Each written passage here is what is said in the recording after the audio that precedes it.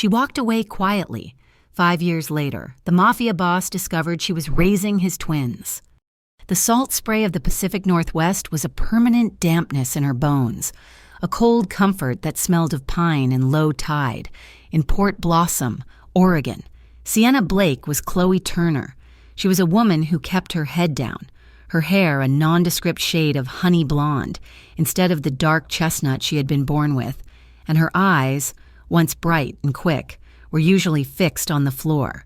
She was a waitress at the Bluefin Diner, a place that smelled of stale coffee, frying batter, and the faint, sweet decay of ketchup bottles left out overnight. Her life was measured in 8-hour shifts, the ache in her arches, and the precious quiet hours between 4 in the afternoon and 8 the next morning. Those hours belonged to Leo and Bella. They were 4 years old, twins. Leo was her little shadow, solid and serious, with a mop of dark hair that defied gravity and eyes that watched everything with unsettling stillness. Bella was the light, a whirlwind of questions and giggles, her hair the same dark shade as her brother's, but her eyes were Sienna's, a clear, sharp hazel. They were her world. They were the reason she had scrubbed Sienna Blake from the earth 5 years ago. Her existence in Port Blossom was one of careful, suffocating anonymity. She lived in a small, rented bungalow 3 blocks from the water and 2 blocks from the diner.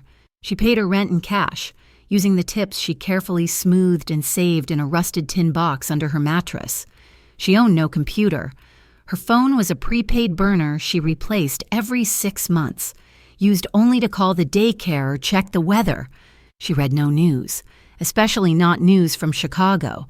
The mere sight of an Illinois license plate could send her into a spiral of panic that lasted for hours, her hands shaking so badly she couldn't pour coffee. She was running from a ghost, but the ghost was real. He was made of tailored suits, the scent of sandalwood, and the cold, metallic tang of power. Sometimes, when the diner was quiet in the deep afternoon, the rain streaking the windows, she would drift, her hands would be wiping the counter, but her mind would be 5 years gone, back in the glittering darkness of the Velvet Rook. She'd been 22, working as a cocktail waitress in Chicago's most exclusive, most dangerous private club. The club, like most of the city's breathing infrastructure, belonged to him, Luca Moretti. Even his name felt like a bruise.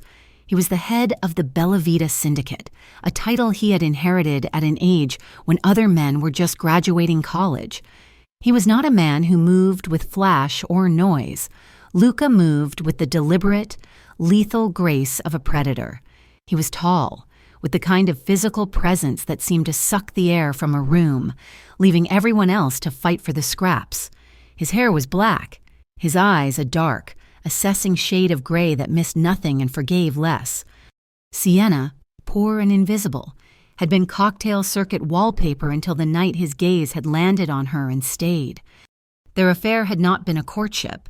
It had been a claiming.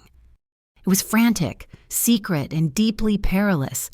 It happened in the steel and glass emptiness of his penthouse overlooking the city, or in the stolen hours after the club closed, in the dark corners of his private office. He had never been gentle. His touch was possessive, his kisses a bruising brand that marked her as his. He spoke to her in a low murmur, Italian words she didn't understand but felt in her marrow. He was a man who controlled empires, who ended lives with a single, quiet command, yet he would watch her with a raw, obsessive hunger that terrified and thrilled her.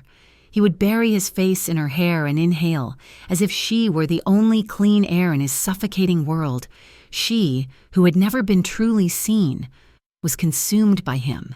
She had mistaken the intensity of his possession for the safety of his love. She'd been naive, she'd been in love, and she'd been 2 months pregnant when the illusion shattered. It wasn't a grand war that broke her. It was a small, ugly moment of business. A rival had stepped out of line. Luca had held a meeting in the alley behind the Velvet Rook, a place that smelled of garbage and stale champagne. Sienna had been in the linen closet just inside the back door, fighting a wave of morning sickness that had decided to strike at midnight. She heard the voices, Luca's, calm and final, then two other voices, pleading, then sounds. Not the loud, theatrical bangs of a movie, just thick, wet pops, 3 of them, a heavy sigh, a thud, the scrape of something being dragged. She had pressed her face against the crack in the door, her heart a cold stone in her chest. She saw him. Luca.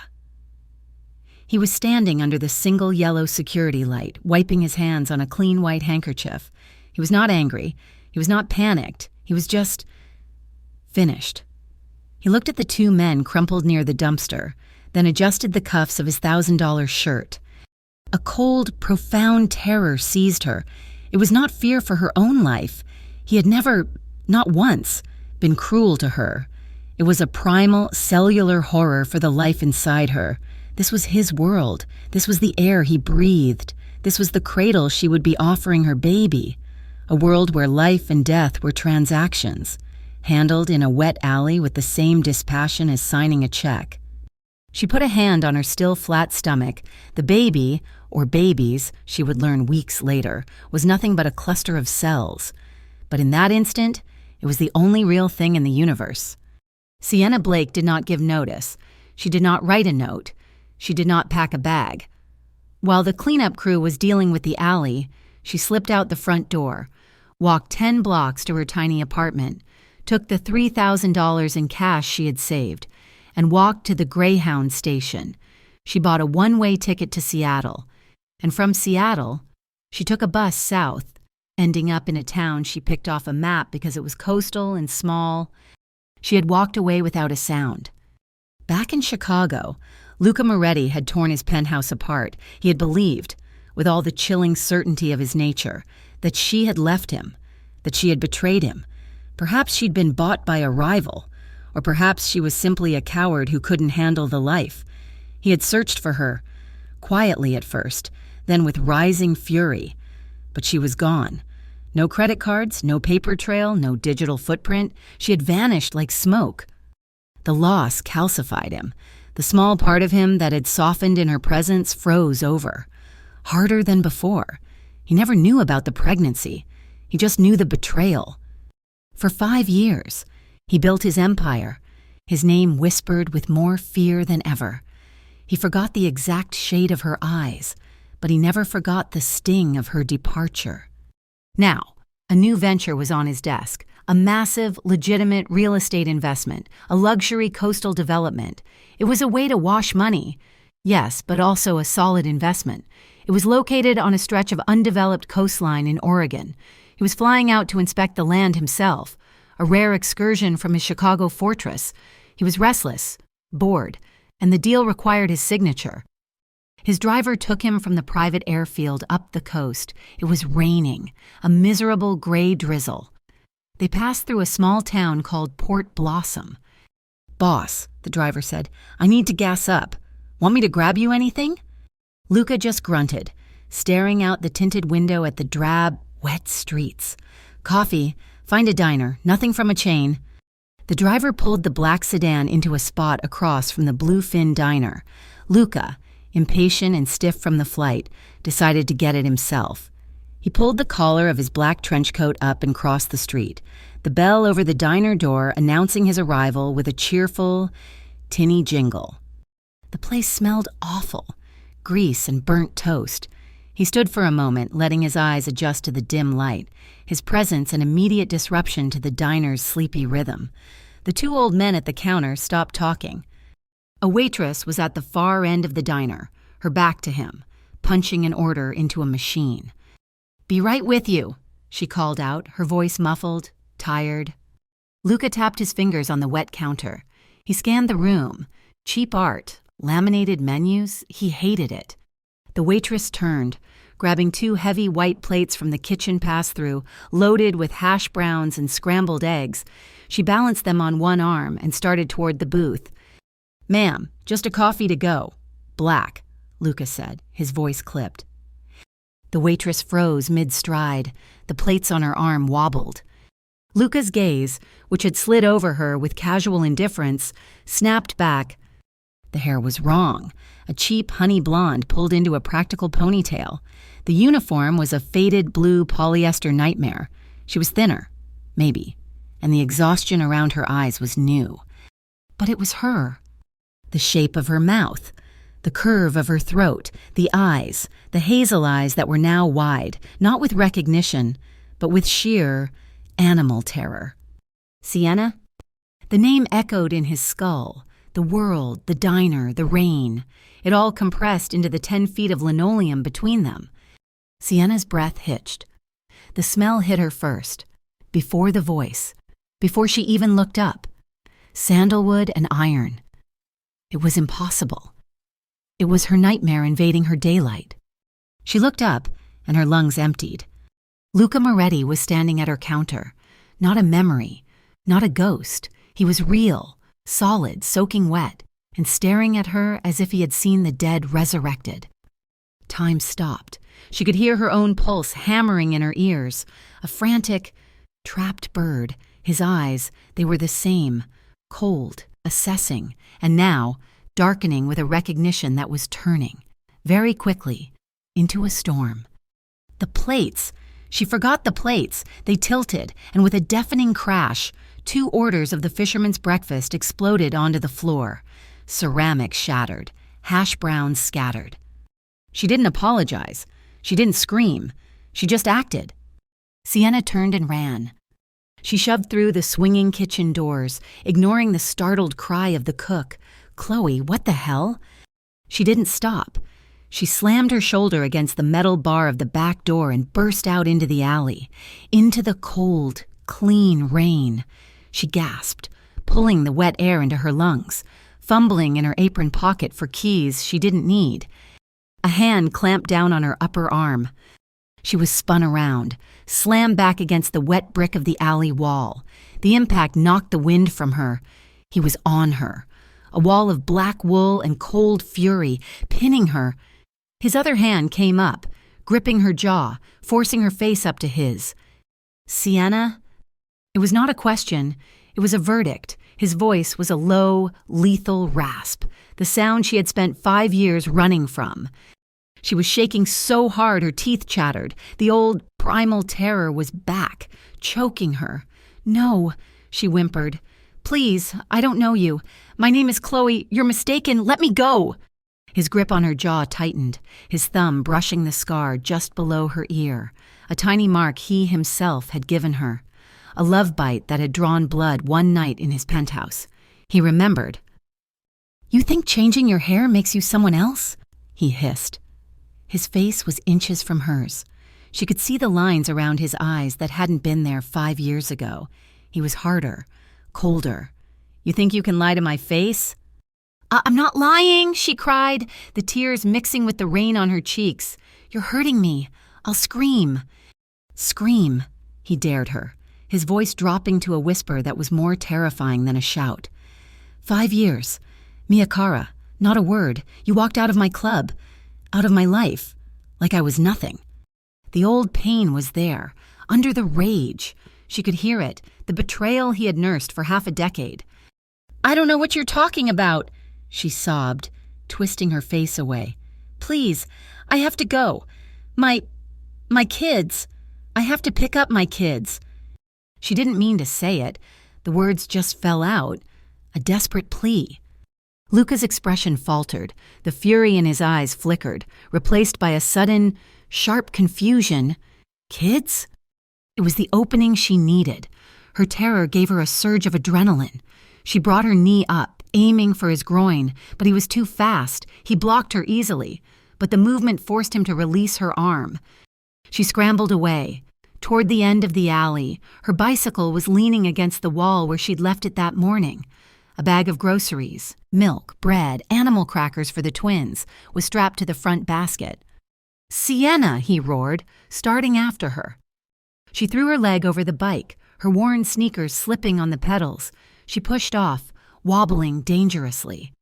"You don't walk away from me again," he shouted. She didn't look back. She pedaled pumping her legs with all the strength in her body. The tires hissed on the wet pavement. She hit the end of the alley and veered sharply onto the quiet residential street, disappearing behind a row of overgrown hedges. Luca Moretti stood alone in the alley, the rain plastering his black hair to his scalp. He was breathing heavily, not from exertion, but from a rage so profound it shook him. He watched the empty street she had vanished down. He didn't follow. He didn't need to. He turned. Pulling his phone from his coat, he dialed his driver. "Find out where we are," he commanded, his voice deadly calm.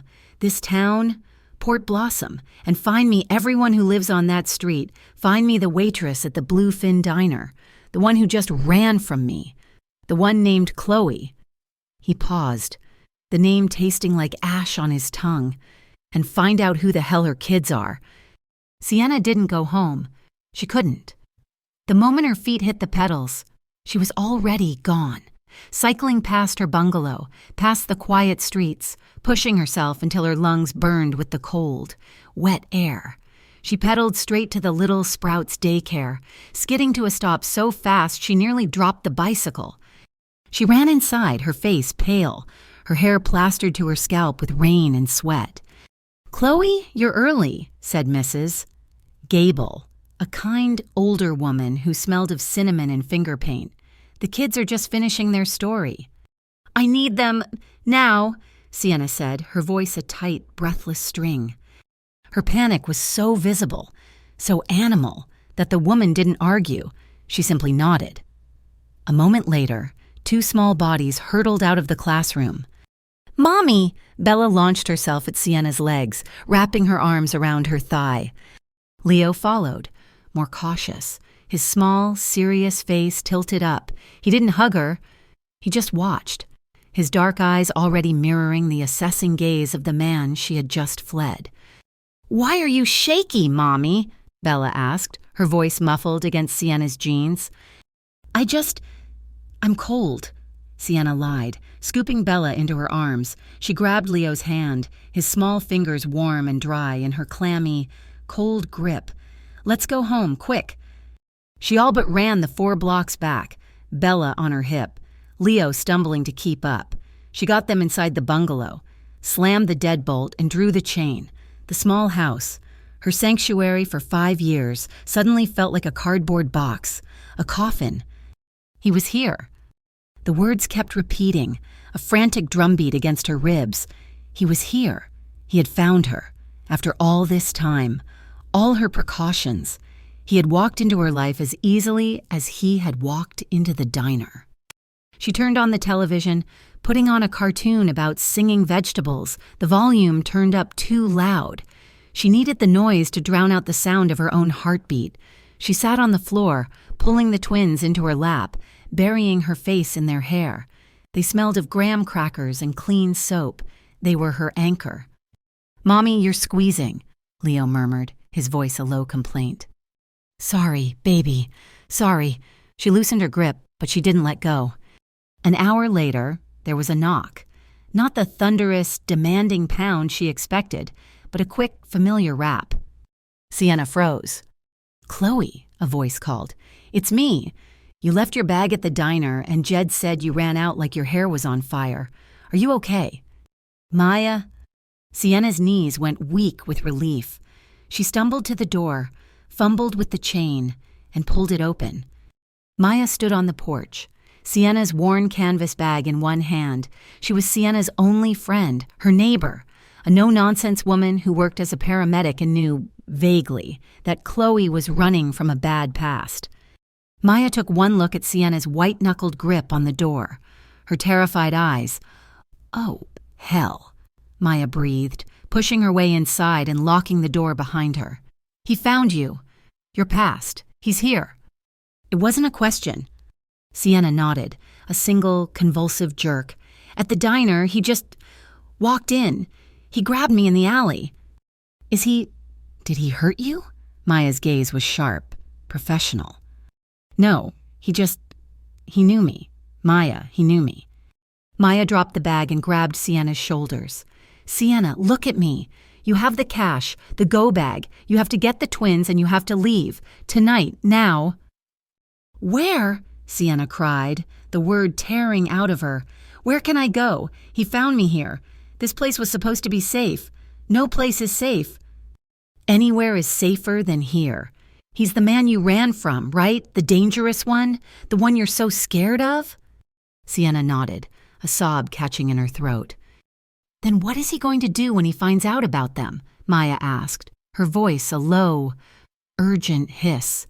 She glanced toward the living room, where the twins were now captivated by the cartoon. The question hit Sienna with the force of a physical blow. Her fear had been for herself. But Maya was right.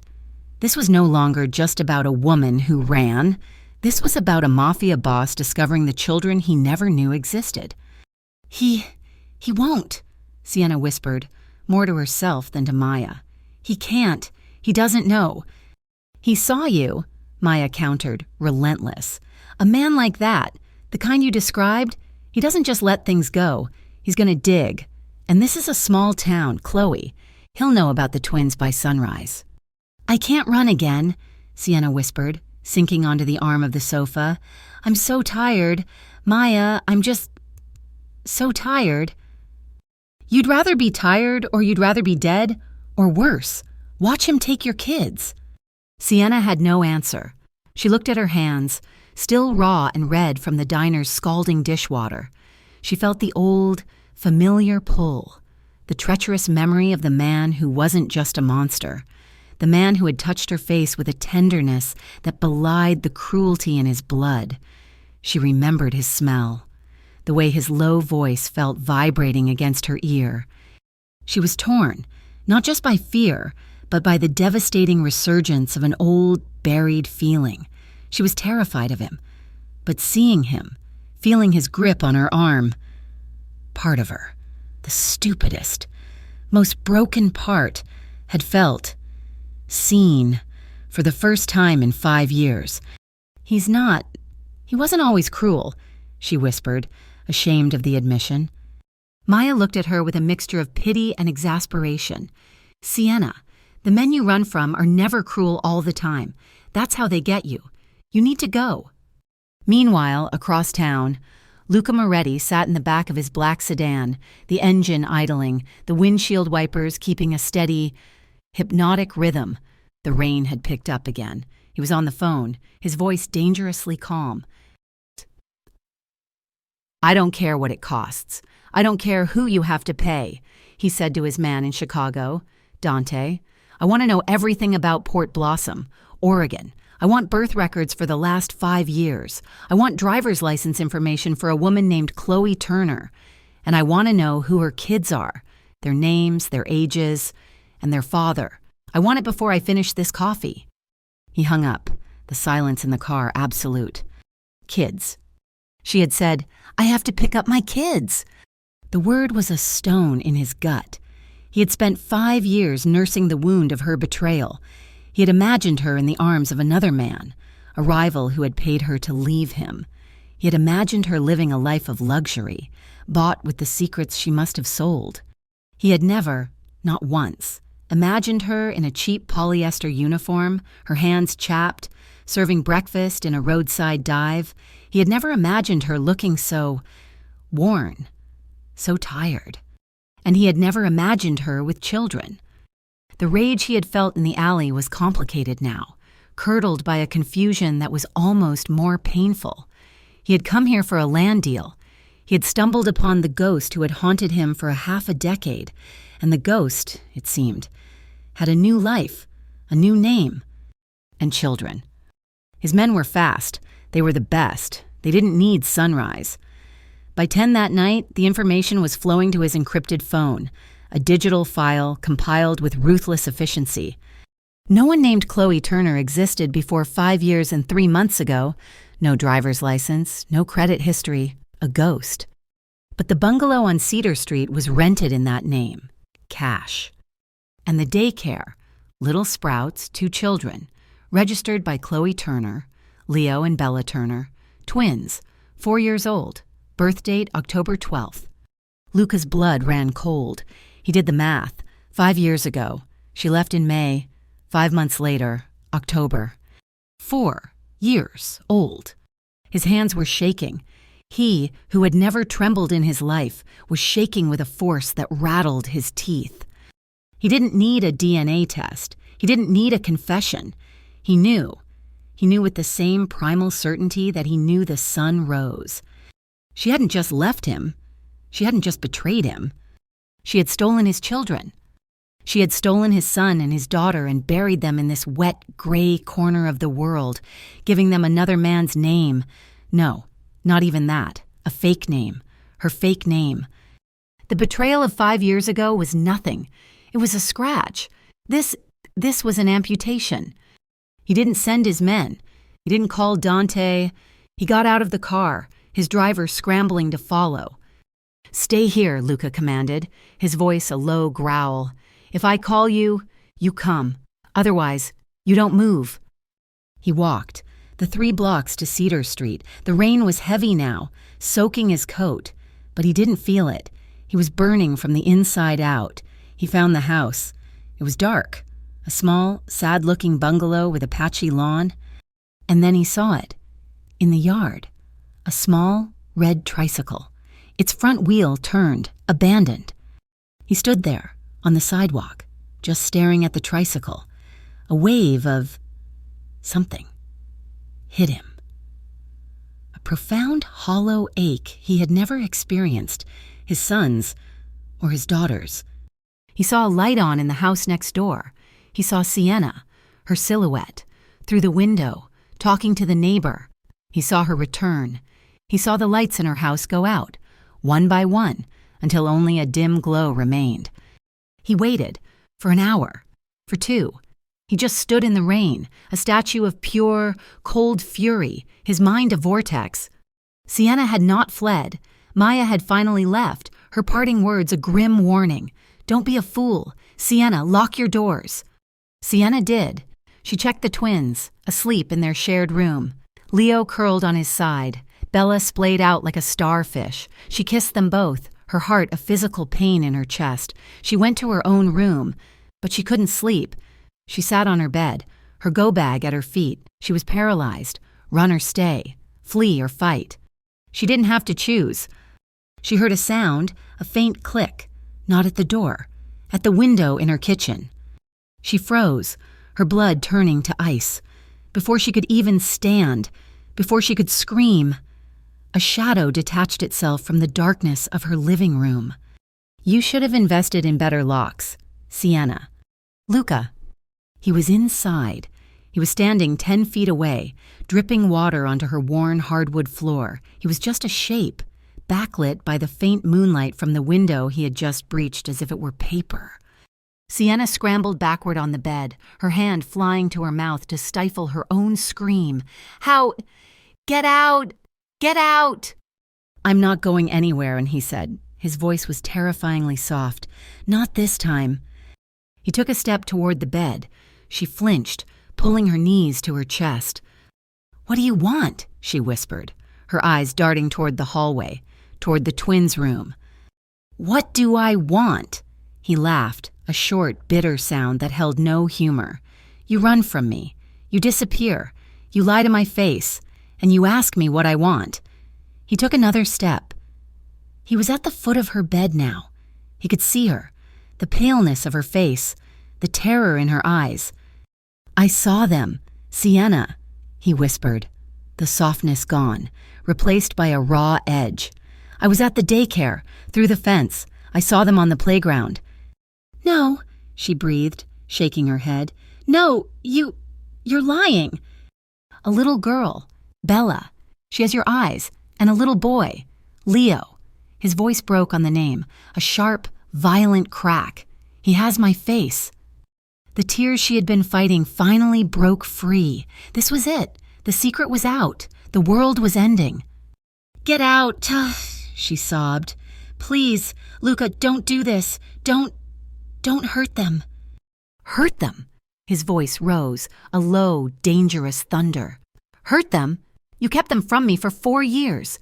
You let me believe I had nothing. You buried my son in this place." He was close now, leaning over her, his hands gripping the footboard of the bed. The metal creaked under his grip. "I did it to protect them," she screamed, the same words she had used in the alley, the only truth she had left, to protect them from you, from your world, from guns and blood and men in alleys. He stopped, his face inches from hers. The fury in his eyes was warring with a terrible, profound pain. "You saw. That night, behind the club, you saw that." It wasn't a question. He knew. He had just figured it out. "I saw you," she whispered, the memory as fresh as if it were yesterday. "I was sick. In the closet, I saw you execute 2 men, and you just wiped your hands like it was nothing. I was pregnant. Luca, I was carrying your babies, and I watched you do that. I wasn't going to let that be their life. I wasn't going to let you turn my son into you." The accusation hung in the dark room. He recoiled, as if she had struck him. He straightened up, his face a mask of stone, but his eyes were shattered. "So you ran," he said, the words flat. "You took my children, you took my son, and you let me mourn you. You let me hate you. What choice did I have?" "You could have trusted me," he roared, slamming his fist down on the footboard. The whole bed shook. "Trusted you?" She laughed, a high, hysterical sound. "Trusted the man who killed without blinking? What would you have done, Luca? Sent me to a compound? Put guards on my children? Let them call you father while you went out and did that? They are mine." "They are mine!" she shrieked back, a mother's fury finally eclipsing her fear. "I'm the one who's been here. I'm the one who raised them. I'm the one who's worked double shifts until my feet bled to feed them. You don't get to come in here 5 years later and claim them. They are not part of your syndicate." The sound of a small whimper came from the hallway. "Mommy? Bella?" Both of them froze. Luca turned, his big frame tense. Sienna scrambled off the bed, pushing past him. Bella was standing in the hallway, rubbing her eyes, her little nightgown pooled around her ankles. Leo was behind her, his small hand gripping the back of her shirt, his dark eyes wide and fixed on the strange man in his mother's room. Sienna ran to them, kneeling, pulling them both against her. "It's okay, babies. It's okay. Go back to bed. Mommy was just... We had a bad dream." "Who is he?" Bella asked, her voice sleepy but curious, pointing past Sienna's shoulder. Luca had followed her. He was standing in the hallway. And as Sienna watched, all the rage, all the fury drained out of him. His shoulders slumped. He looked at the two small, terrified faces, and his expression crumpled. He slowly, stiffly, lowered himself to one knee. The action was so profound, so unexpected, it silenced the entire house. Luca Moretti, the Don of the Bella Vita Syndicate, knelt on the floor of a rented bungalow, his eyes level with his children's. "Hello?" he said, his voice rough, thick with an emotion Sienna couldn't name. Bella, never shy, stepped forward. "I'm Bella, that's Leo." Leo shrank further behind his sister. "Hello, Bella," Luca said. He focused on the boy. "Leo." He said the name as if it were a prayer. "That's a very strong name." Leo just stared, his gaze unnervingly intelligent, unnervingly familiar. "Are you Mommy's friend?" Bella asked. Luca looked at Sienna, his eyes wet, a single, devastating look that held 5 years of pain. "I am," he said, his voice cracking. "I'm an old friend." "You're big," Bella observed. A small, broken sound escaped Luca's throat. It might have been a laugh. He held out a hand, palm up. "It's nice to meet you, officially." Bella looked at his hand, then at her own, and then, with all the confidence of a 4-year-old, she placed her tiny hand in his massive one. Luca's fingers, which had signed death warrants, curled gently around hers. He held it for a second, his eyes squeezed shut. Then he looked at Leo. "Leo?" Leo shook his head, burying his face in Sienna's back. "He's shy," Sienna whispered, her throat raw. "Please, Luca, you're scaring them. You're scaring me." He looked at her, and the anger was back. but it was different now. It was the anger of a man who had just realized exactly what he had lost. "We need to talk," he said, standing up. This is not... We are not done." "Get them to bed, Sienna," he commanded, his voice steel again. "Then we talk." She did as he said, her body moving on autopilot. She tucked them in, her hands shaking. "It's okay," she kept whispering. "It's okay. Go to sleep." When she came back out, he was in her kitchen, staring at the children's drawings taped to the refrigerator, a lopsided sun, a green stick figure. "Leo draws well," he said, his back to her. "What are you going to do?" she asked, her voice dead. "Are you taking them?" He turned around slowly. Take them? From their mother? From the only home they've ever known? What kind of monster do you think I am? "I know exactly what kind of monster you are," she shot back. "No," he said, stepping toward her. "You don't. You think you do. You saw one side of me, one night, and you ran. You didn't give me a choice. You didn't even give me a chance. You just vanished, and you took my children. I did what I had to do, and now I'm doing what I have to do," he said. He was close. Close enough for her to feel the heat coming off him. "I am not leaving. You are not running again, and those children, my children, are going to know who their father is." "No," she begged. "You can't. You'll destroy them." "I'll destroy them?" He looked at her, his eyes blazing with a pain that matched her own. "Or you'll destroy me, Sienna. You already did. Once." He didn't touch her. He just looked at her, a long, burning look that stripped her bare. "I'm staying at the inn on the highway," he said, his voice flat, exhausted. Don't try to run. Don't be that stupid. I have men everywhere. You won't make it to the end of the street." He walked to the front door. "I'll be back tomorrow. We will talk about our children and you and I. We are so far from over." He opened the door and walked out into the rain. Sienna stood frozen in her living room, listening to his heavy footsteps fade. She didn't run to the window. She didn't need to.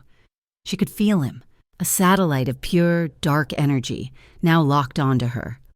That night, Luca Moretti sat in a sterile, bleach-scented hotel room, staring at the wall. He didn't sleep. He just replayed the moment her hand, Bella's tiny hand, had touched his. He thought of the boy, Leo, his son, staring at him with his own eyes. And in the bungalow on Cedar Street, Sienna Blake sat at her kitchen window, the go-bag still at her feet. She watched the rain. She should be packing. She should be grabbing the twins and her cash and running for the Canadian border. But she didn't move.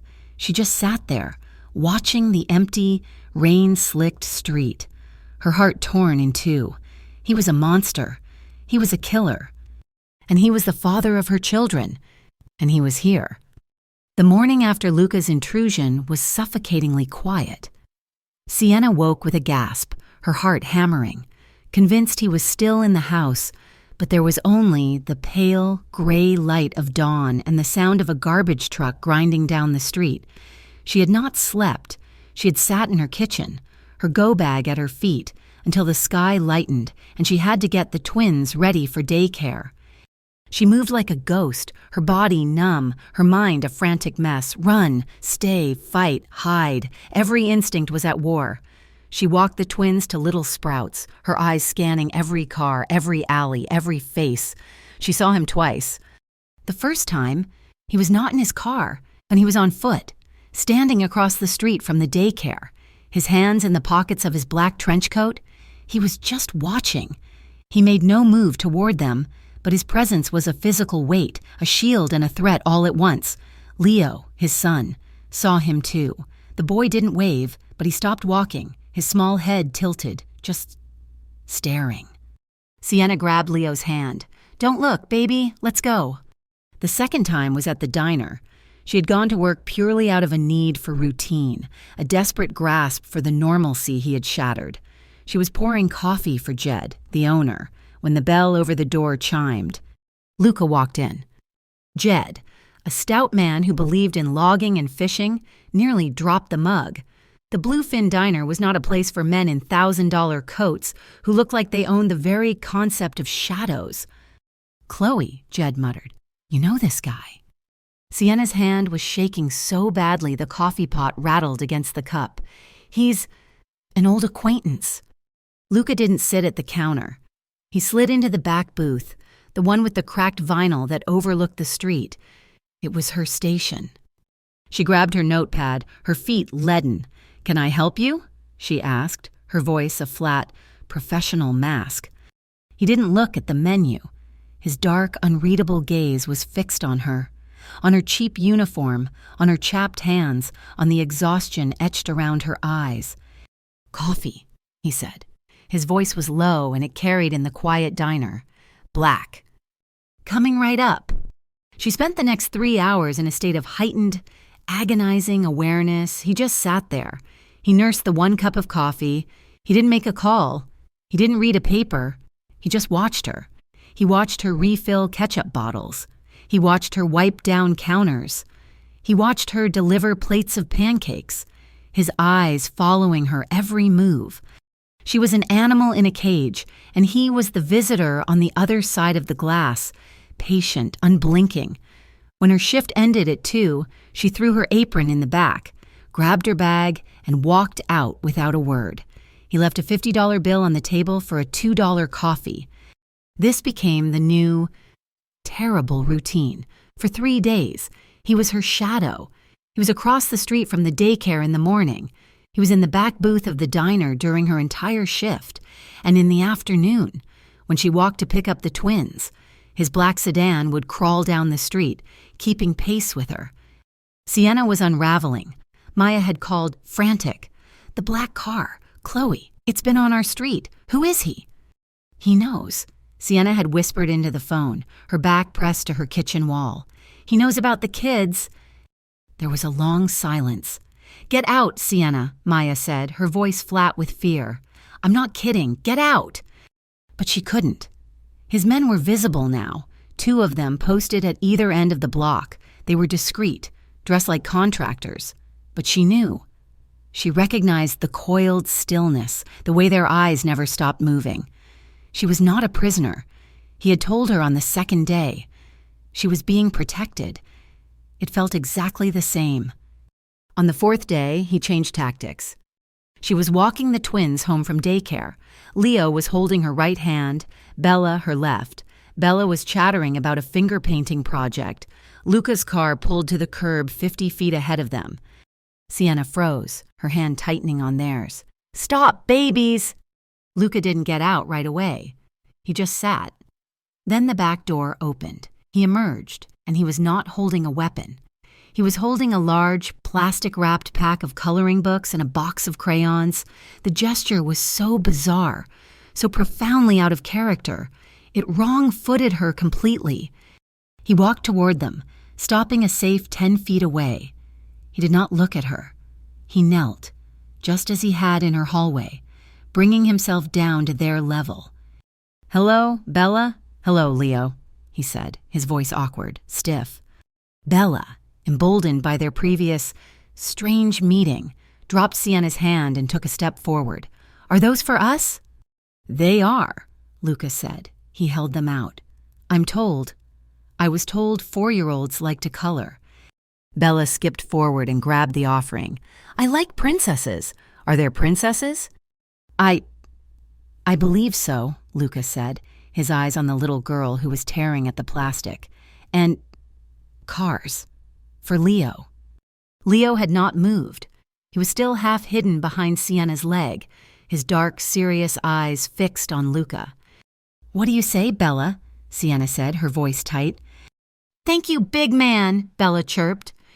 Luca's face, that hard, controlled mask, softened at the edges. A small, almost imperceptible tremor went through his shoulders. "You're welcome, Piccola." He looked at Leo. "Leo." Leo just stared. "He's shy," Sienna said again. "He's a watcher," Luca murmured, his eyes meeting Sienna's over the children's heads. "He's smart." The intimacy of the statement, The "our son" that was implied sent a jolt through her. She saw it then. It wasn't just the monster she ran from. It wasn't just the dawn. It was a man, awkward and clumsy, trying to find a door into a life he had been locked out of. He was using the only tools he had, presence, and in this case, badly chosen gifts. She hated how much it moved her. She hated the small, treacherous part of her heart that was softening, that was watching this lethal man stumble his way through a 5-and-dime purchase. "We have to go," she said, pulling Bella back. "It's time for their nap." "Sienna?" His voice stopped her. He stood to his full height, the awkward father vanishing, the man in charge returning. "We need to talk. Tonight. After they're asleep. I'm not asking." She just nodded, her throat too tight to speak, and hurried her children past him. That night, the sky broke. A furious autumn storm blew in from the coast, lashing the small bungalow with horizontal rain and wind that rattled the old window frames. Sienna had just put the twins to bed, the sound of the storm a comfort, a cocoon. She was in the kitchen, washing their cups, when a knock thundered on her front door. It was not a request, it was a demand. She froze. It was too early for him. He said after they were asleep. She crept to the door, peering through the peephole. Luca was soaked to the skin, his black hair plastered to his skull, water streaming from his trench coat. But it wasn't the rain that held her. It was his face. He was radiating a cold, white-hot fury she had not seen since Chicago. She fumbled with the chain and opened the door. He didn't wait for an invitation. He pushed past her, stalking into her small living room, bringing the smell of the storm and something else. Something metallic and dangerous. "Luca, what's wrong?" she asked, her hands flying to her throat. "You're terrifying me." "Where are they?" he demanded, his back to her. "They're asleep. I just put them down. What happened?" He turned, and his eyes were chips of ice. "I just got a call from Chicago." Your business?" she stammered. "My business, yes." He paced the small room, a caged panther. The Severino cartel, a rival, scum. They've been quiet for almost 2 years, ever since I disciplined them. Now, they're active again. They're making moves in my territory. "I don't understand," she said, though a cold dread was beginning to spread through her. "What does that have to do with this?" He stopped pacing and looked at her. "They're not just moving on territory? Sienna, they're making inquiries. They know I'm not in Chicago. They know I've been in Port Blossom, Oregon for almost a week. They want to know why." The blood drained from her face. Oh, God. "They're asking questions about the diner," he continued, his voice a low, lethal growl. "They're asking questions about a waitress with honey blonde hair." "No," she whispered. "They find out about you, Sienna. They find out about them. And you're not just a woman who ran from me. You are leverage, my children. They become a weakness." The word hit her like a physical blow. Her sanctuary, her anonymous little life, had been an illusion. She hadn't been safe. She had just been lucky, and her luck had just run out. "So my running, it was all for nothing," she whispered, her legs giving out. She sank onto the arm of the sofa. "I tried to keep them safe, and I just... You brought this here. Just by walking into that diner, you painted a target on their backs." "You think I don't know that?" he roared, his control snapping. He slammed his hand against the wall, and a small, framed picture of the twins wobbled and fell. "Don't you dare!" she screamed, jumping to her feet, the mother bear in her eclipsing all fear. "Don't you dare come into my house, the house I built for them, and break it." "I am trying to protect it," he shouted back, stalking toward her until he was standing over her, his chest heaving. "I am trying to protect them." "You protect things with guns. You protect things with blood. I saw you, Luca. I will never forget what I saw. And I will never forget what I came home to," he countered, his voice raw with a pain that matched her own. "An empty penthouse, an empty life, 5 years of believing the only woman I ever... The only woman that she had betrayed me. And all that time, you were here, hiding my son. I had to, she cried, tears streaming down her face, her fists clenched. I had to. And now I have to, he said, his voice dropping. No, she said, backing away from him, toward the kitchen. You have to leave. That's what you have to do. Take your men, take your darkness, and go back to Chicago. Leave us alone. It's the only way they'll be safe. He followed her, his face a mask of disbelief. Leave you? Now? You're insane. They're sniffing. They're here. Sienna, or they will be. Leaving you now is a death sentence. I've been on my own for 5 years, she shrieked, backing into the small galley kitchen until her back hit the counter. I did just fine without you. You were lucky, he bellowed, trapping her against the sink, his hands slamming down on the counter on either side of her. That luck is gone. They are Moretti blood. They are my blood, and I will not let them be bargaining chips. I hate you, she sobbed, her control shattering. She hit his chest, a weak, frantic drumming. I hate you for this. I hate you for finding me. I hate you for making them part of your filth. He didn't flinch. He just took the blows, his massive chest absorbing her rage. He caught her wrists, his grip like steel, holding them still. No, you don't, he whispered, his voice ravaged. You don't hate me. You hate this. You hate that you're scared. You've been scared for 5 years, and you're angry because you're scared again. I have a right to be. Yes, he breathed. You do. The fight went out of her. The words were gone. There was only the sound of the rain lashing the window and their 2 ragged breaths, mingling in the small space. He was too close.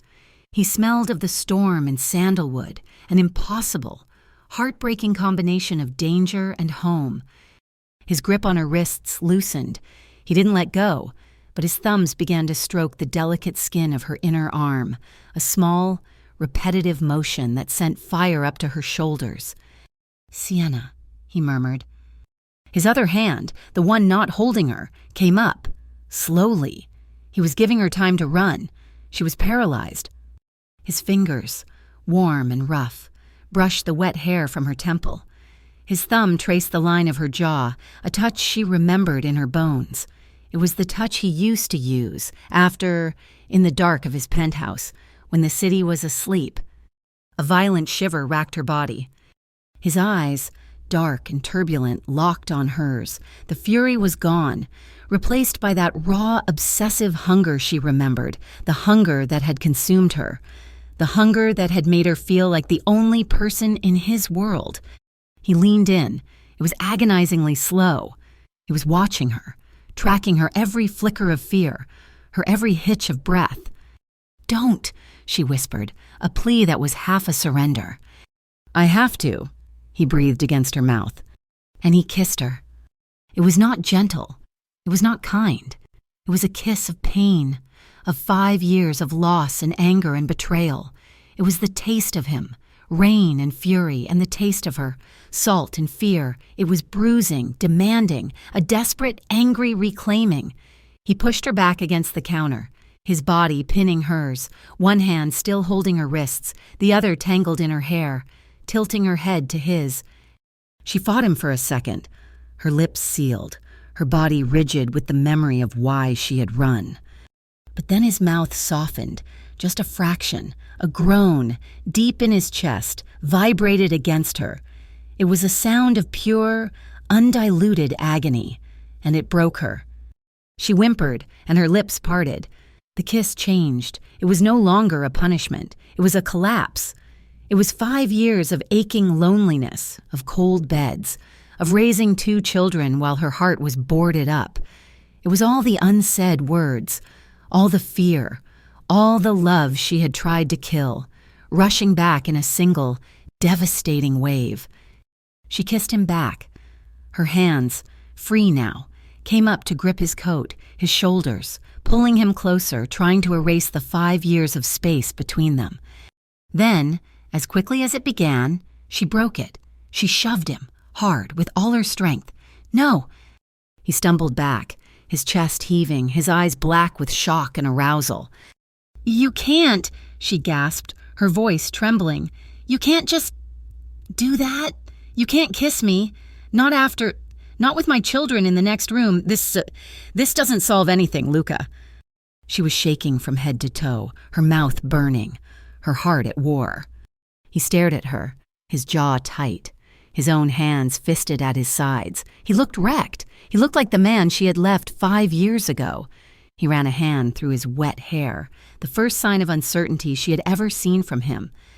You're right, he said, his voice a harsh rasp. He turned, stalking back into the living room. She expected him to leave, to go back to his hotel, to his men. He did not.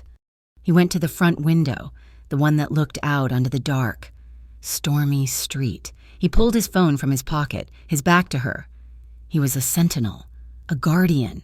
He wasn't leaving. He was standing watch. He would sleep on her lumpy, uncomfortable sofa, a 6'4" fortress of a man, and he would keep the storm at bay. Sienna stood in the kitchen doorway, her body aching, her heart in her throat. He was a monster. He was a killer. He was the danger. And he was the only man who could keep her safe. She went to her room, but she didn't close the door. She sat on her bed, listening. She heard the faint click of his phone. She heard him murmur in low, clipped Italian, his voice stripped of all emotion, a blade of ice. He was handling his business. He was handling the threat. An hour passed, the storm quieted, the twins did not stir. The house was silent, but it was a new kind of silence. It was charged, vibrating with his presence in the next room. She couldn't sleep.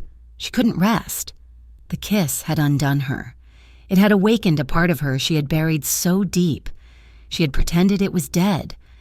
The man in her living room, the one who had just promised her death and protection in the same breath, was the only man she had ever loved. She stood up. Her feet moved on their own, quiet on the old floor. He was still at the window, but he wasn't on the phone. He was just standing there, a dark, immovable shape against the glass. He heard her. He turned, his body tensing. They just looked at each other across the dark, small room. She didn't speak. She didn't need to. She walked to him. She didn't stop until she was standing directly in front of him, so close she could feel the cold radiating from his still damp coat. I can't fight you anymore, Luca, she whispered, the words a painful admission. I'm so tired of fighting. He didn't move. He didn't speak. He just opened his arms, a silent, waiting question. She stepped inside. The collapse was instantaneous. It was a collision of 5 years of solitude. She buried her face in his chest, her hands gripping his shirt, and for the first time since she'd fled Chicago, she let go. He wrapped his arms around her, crushing her to him, one hand burying itself in her hair, holding the back of her head as if he was terrified she might dissolve into smoke. Sienna, he groaned, his voice thick, burying his face in her hair. Mia cara, I thought I'd lost you. He kissed her, and this time, there was no anger. It was just desperation. It was a drowning man finding air. It was a claiming, a healing, a promise. His mouth was soft, insistent, relearning the shape of hers. It was tentative at first, a question, and she answered. She opened to him, her body, her heart, her soul, all the broken pieces she had guarded so fiercely. The tentativeness shattered, the kiss deepened, became a raw, profound intensity. He lifted her, his hands under her thighs, and she wrapped her legs around his waist, her body remembering his, molding to him as if no time had passed at all. He carried her. He didn't stop until they were in her bedroom. He laid her on the bed, his body following hers down, never breaking the kiss. This was not the bruising possession of their past in Chicago. This was something new. This was a man terrified of loss. His hands were everywhere, gentle, reverent, mapping the new lines of her body, the body that had borne his children. His mouth left hers, traveled down her throat, to the hollow of her collarbone. his touch a brand of worship. She met his intensity, not with the fear of the girl she had been, but with the strength of the woman she had become. Her rough, chapped hands moved over his broad shoulders, down his back, relearning the hard, powerful shape of him. It was a slow, deliberate unwinding of 5 years of pain. It was a tangle of limbs and soft gasps, of murmured names in the dark, of the scent of rain and skin. It was the sound of 2 halves of a whole, broken and jagged, finally, painfully, fitting back together. Later, much later, the storm was just a whisper. She was curled against his side, her head on his chest, his arm a heavy, warm weight around her. His heart beat a slow, steady rhythm under her ear. It was the safest she had felt in 5 years.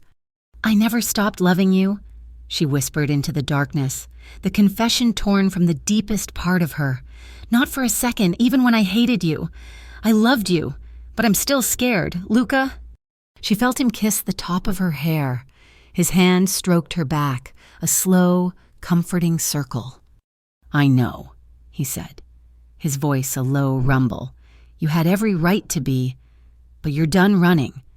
He held her tighter, his promise a vow in the dark. "You'll never need to run again. I won't let you. I won't let anyone touch you, or them, ever." She closed her eyes, letting his strength, his promise, be her shield. She drifted into the first truly peaceful sleep she'd had in years. As she slept, Luca, wide awake, stared at the ceiling. His phone, which he'd placed on the nightstand, buzzed silently. A text message. He carefully, slowly, extracted his arm from under her, trying not to wake her. He picked up the phone. The screen cast a faint blue light on his face. It was from Dante. "Boss? Problem. The inquiries aren't just from Chicago. We have eyes on the house. A black sedan, Illinois plates, parked at the end of Cedar Street since 2 a.m. They are not ours." Luca's face hardened. The tenderness vanished, replaced by the cold, calculating precision of the dawn. He looked down at Sienna, asleep, her face soft and unguarded in the dim light. He had just promised her she would never have to run again. He typed a single, cold reply to Dante. "Take them, quietly." The monster she had run from was the only thing that could keep his promise.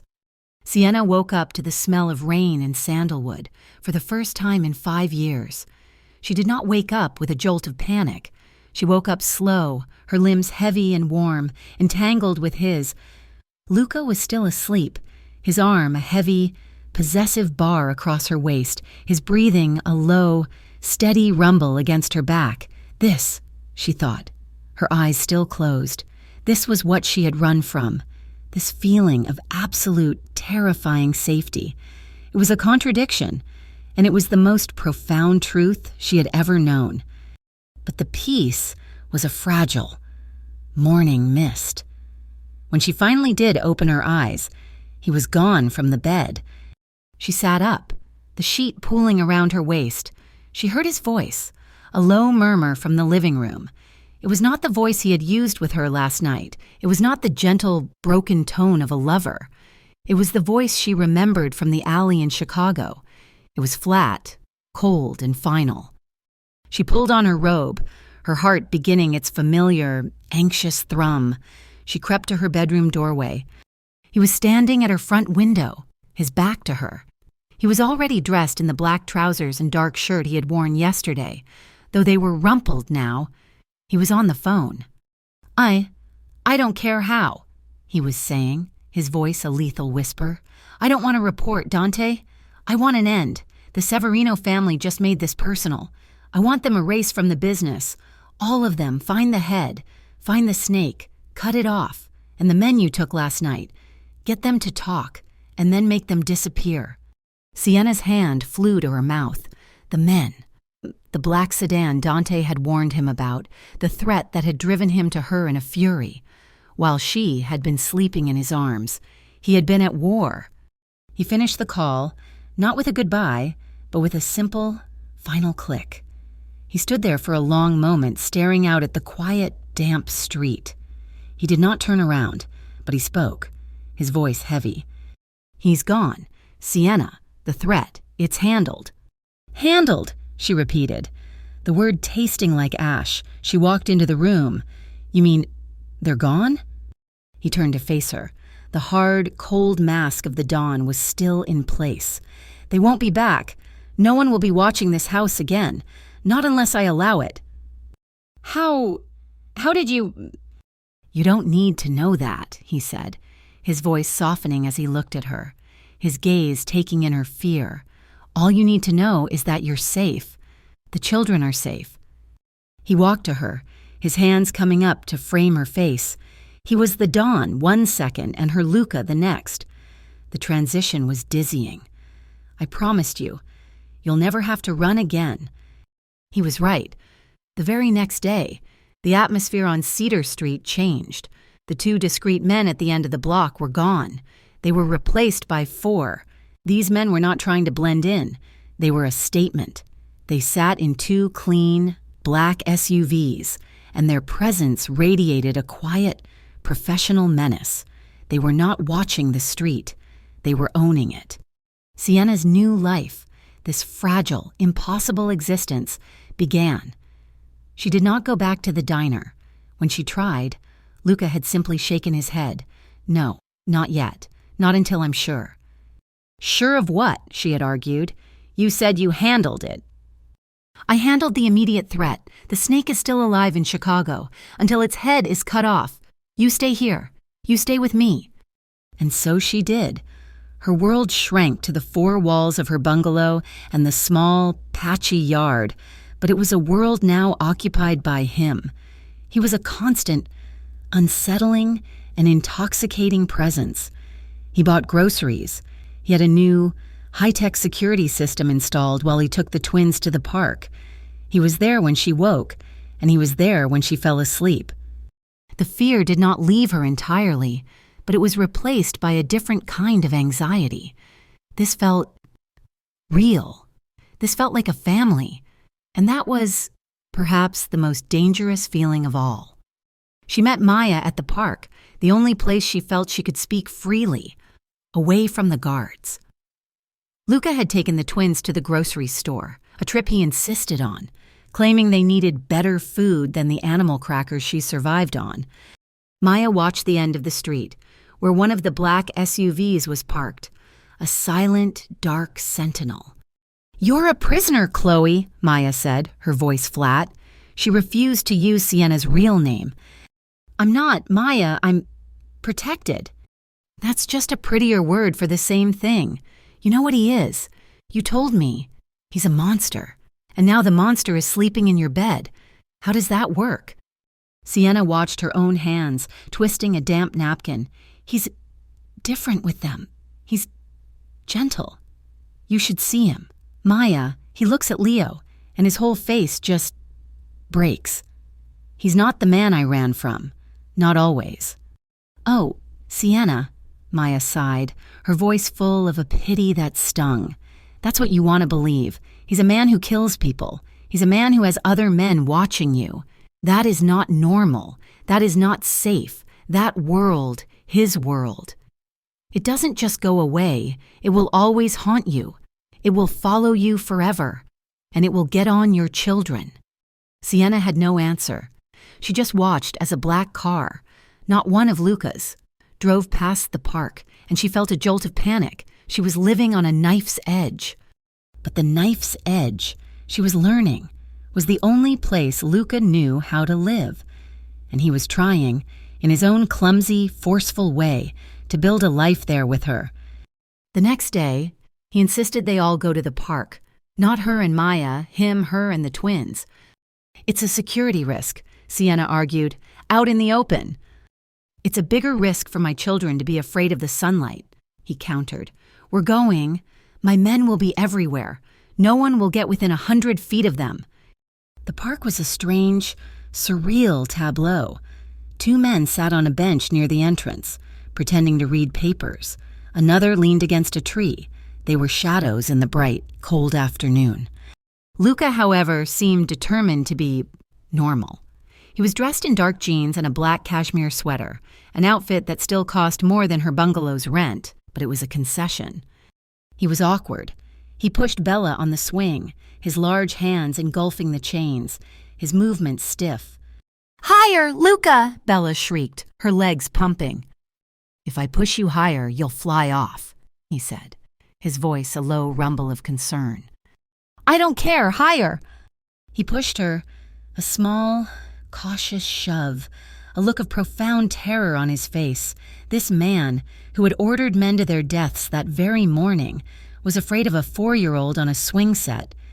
Sienna sat on the bench, pulling her coat tight, a small, painful smile on her face. Leo, her serious, quiet Leo, was not playing. He was standing near the edge of the sandbox, watching his father. After a few minutes, Bella demanded to be let down and ran off to the slide. Luca, his duty done, stood near the swings, his hands clasped behind his back, his feet planted apart. He was watching his men, watching the perimeter, his body relaxing into its natural state of command. Sienna watched as Leo, her son, moved. He stood a few feet away from Luca. He planted his small, sneaker-clad feet apart. He clasped his tiny hands behind his back, and he stared at the perimeter, his small, serious face a perfect miniature replica of his father's. A chill ran down Sienna's spine. It was a perfect imitation. Luca turned, his gaze softening as he looked for his son, and then he saw it. He saw Leo. He saw the stance. Luca's face went white. He didn't move. He just stared at the 4-year-old boy who was mirroring him. A perfect little soldier, a perfect little dawn. The warmth of the afternoon vanished. "Bella!" Luca called out, his voice suddenly harsh. Bella, halfway up the slide, looked over. "Come here, we're leaving." "But I didn't slide." "Nasatra Bella." The twins, sensing the immediate, inexplicable shift in his energy, scrambled to Sienna. Luca strode over, grabbed Leo's hand, a little rougher than he intended, and pulled him along. "What happened?" Sienna asked, hurrying to keep up. "It's nothing. It's cold. We're going."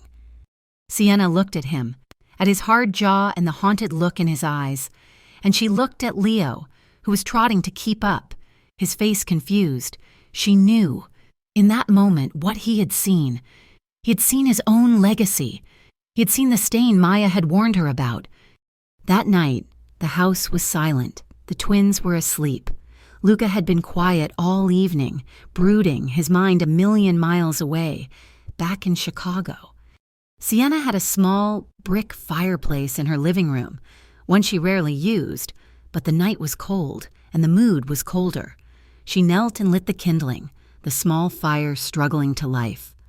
Luca was on the sofa, nursing a glass of whiskey he'd had one of his men procure. "You saw it, didn't you?" she said, not looking at him, watching the flames. He was silent. "At the park," she continued, "you saw Leo. He was just standing. Sienna." "No, he wasn't.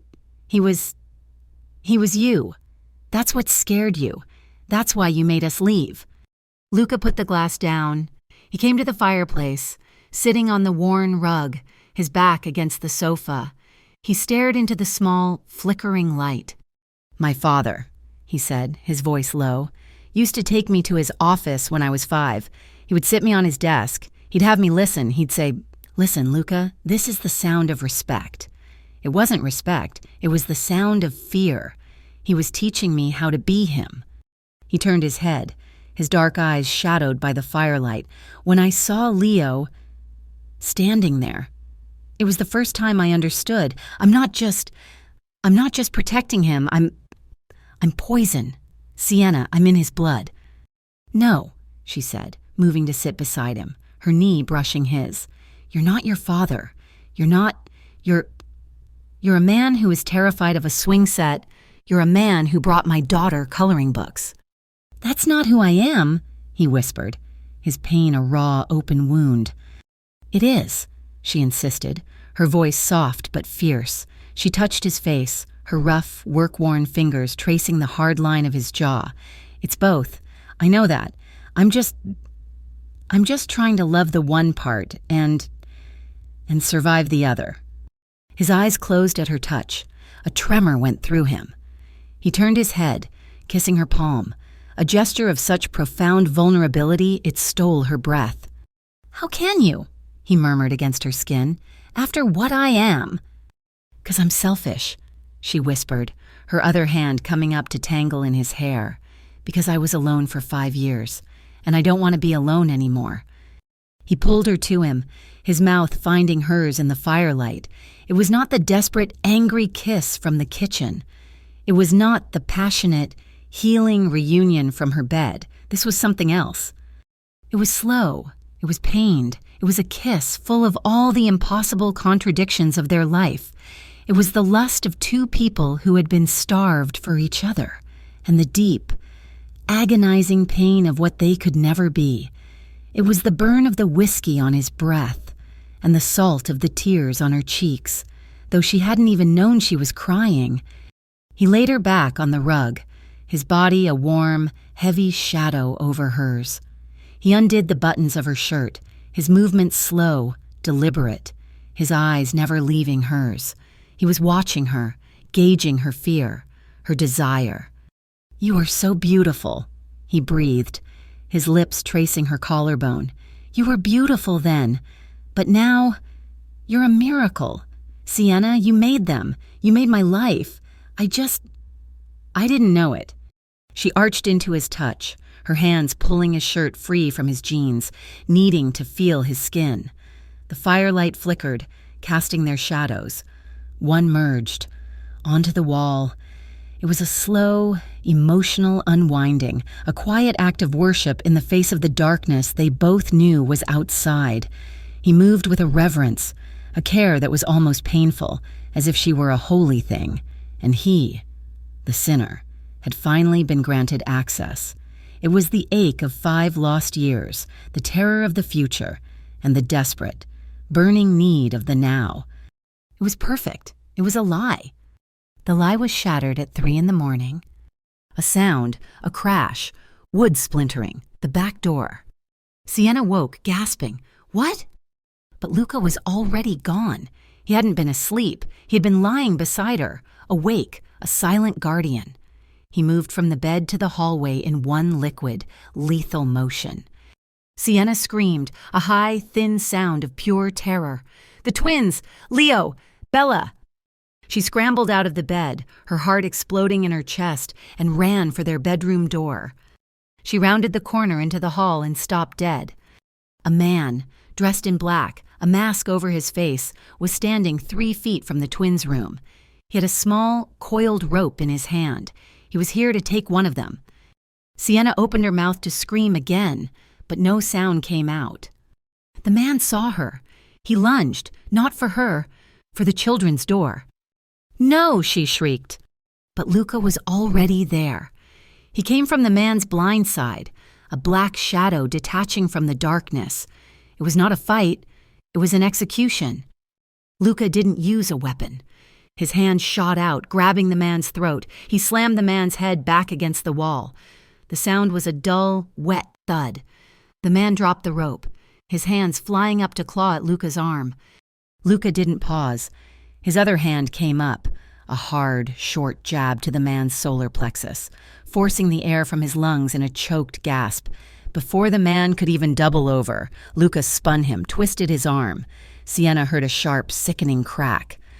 The man screamed, a high, strangled sound that was cut off as Luca hit him again, a final, brutal blow to the side of the head. The man crumpled to the floor, a heap of black cloth. He was unconscious or dead. Sienna didn't know. It had taken less than 5 seconds. Luca stood over him, his chest heaving, his body coiled, a predator who had just defended his territory. Sienna was pressed flat against the wall, her hand over her mouth, her entire body shaking so violently she could barely stand. The twins' door burst open. "Mommy!" Bella cried, her eyes wide with sleep and fear. Sienna flew to them, grabbing them both, pulling them into their room and slamming the door. It's okay, it was a dream, a bad dream, she chanted, her voice hysterical, pushing them both back into their beds, pulling the covers up. She heard the front door open. Luca's men. "Get him out of here," Luca's voice, the Don's voice, said from the hallway. "Get him out, now!" She waited, her heart pounding, until she heard the front door close. She was rocking back and forth on Leo's bed, holding her children. The hallway light clicked on. Luca was standing in the doorway. His knuckles were raw and bloody. His face was a mask of cold, terrifying rage. "It's okay, Sienna," he said, his voice a low rasp. "It's over." She looked up at him, at the blood on his hands, at the killer who had just saved her children's lives, and she snapped. "Get out," she whispered. "What?" "Get out," she screamed, launching off the bed. She ran at him, her small fists hitting his chest. "Get out of my house! Get away from my children!" "Sienna, stop. I just saved you. You saved nothing," she shrieked, her control gone. "This is your fault. You brought this here. They were safe until you came. They were safe." "They were lucky," he roared, grabbing her wrists, his patience shattering. He was here to take one of them, Sienna, to hold for ransom. That was the Severino cartel, making their move. "And what are you going to do now?" she spat, the words dripping with a venom she didn't know she possessed. "Are you going to go back to Chicago? Are you going to go and handle it?" "Yes," he shouted. "I'm going to fly back, and I'm going to burn them to the ground for daring to touch my family." "No," she cried, pulling free from his grasp. "You can't. Luca, please. No more blood. Please, just stay. Protect us. Just stay." He stared at her, his face a mask of disbelief. "Stay? And wait for the next one? And the one after that? That's not protection. Sienna, that's a siege. I end the threat. That is how I protect us." "That's not protecting us. That's choosing it," she accused him, her voice breaking. "That's choosing the violence. That's what you do. You want to be a father, but only when it's convenient. You want to play house, you want to sit by the fire, but the second your real world calls, the second you get to choose blood, you run right back to it. You are choosing to leave us." The accusation hit him like a physical blow. He staggered back, his face ashen. The rage was gone, replaced by a deep, profound hurt. You think this is a choice?" he whispered, his voice ravaged. "That I want to leave you, to leave them? I am going to Chicago for them, to end this, so I can come back, so I can be the man who sits by the fire. You can't see that?" "I see the man I saw in the alley," she sobbed, backing away from him. "The man who is leaving, again." He looked at her for a long, terrible moment. The chasm between their worlds, his and hers, was open at their feet, and it was too wide to cross. He had just saved her life, and she was looking at him like he was the monster. "You still don't trust me," he said, his voice flat, dead. "After all this, you still see the monster." He didn't say another word. He just turned, his shoulders slumped, and walked out of the children's room. He grabbed his coat, and he walked out the front door. Sienna stood in the hallway, her legs giving out. She slid down the wall, her body racked with sobs. The front door closed with a quiet, final click. He was gone. She had done it. She had pushed him away. She had accused him, and she had driven him back to the world she had run from. She sat on the floor, in the silence of her house, the bloody scrape marks on the wall the only sign of the violence that had just occurred. She looked at her sleeping children, safe, for now. And she cried, her heart breaking in two. "What did I do?"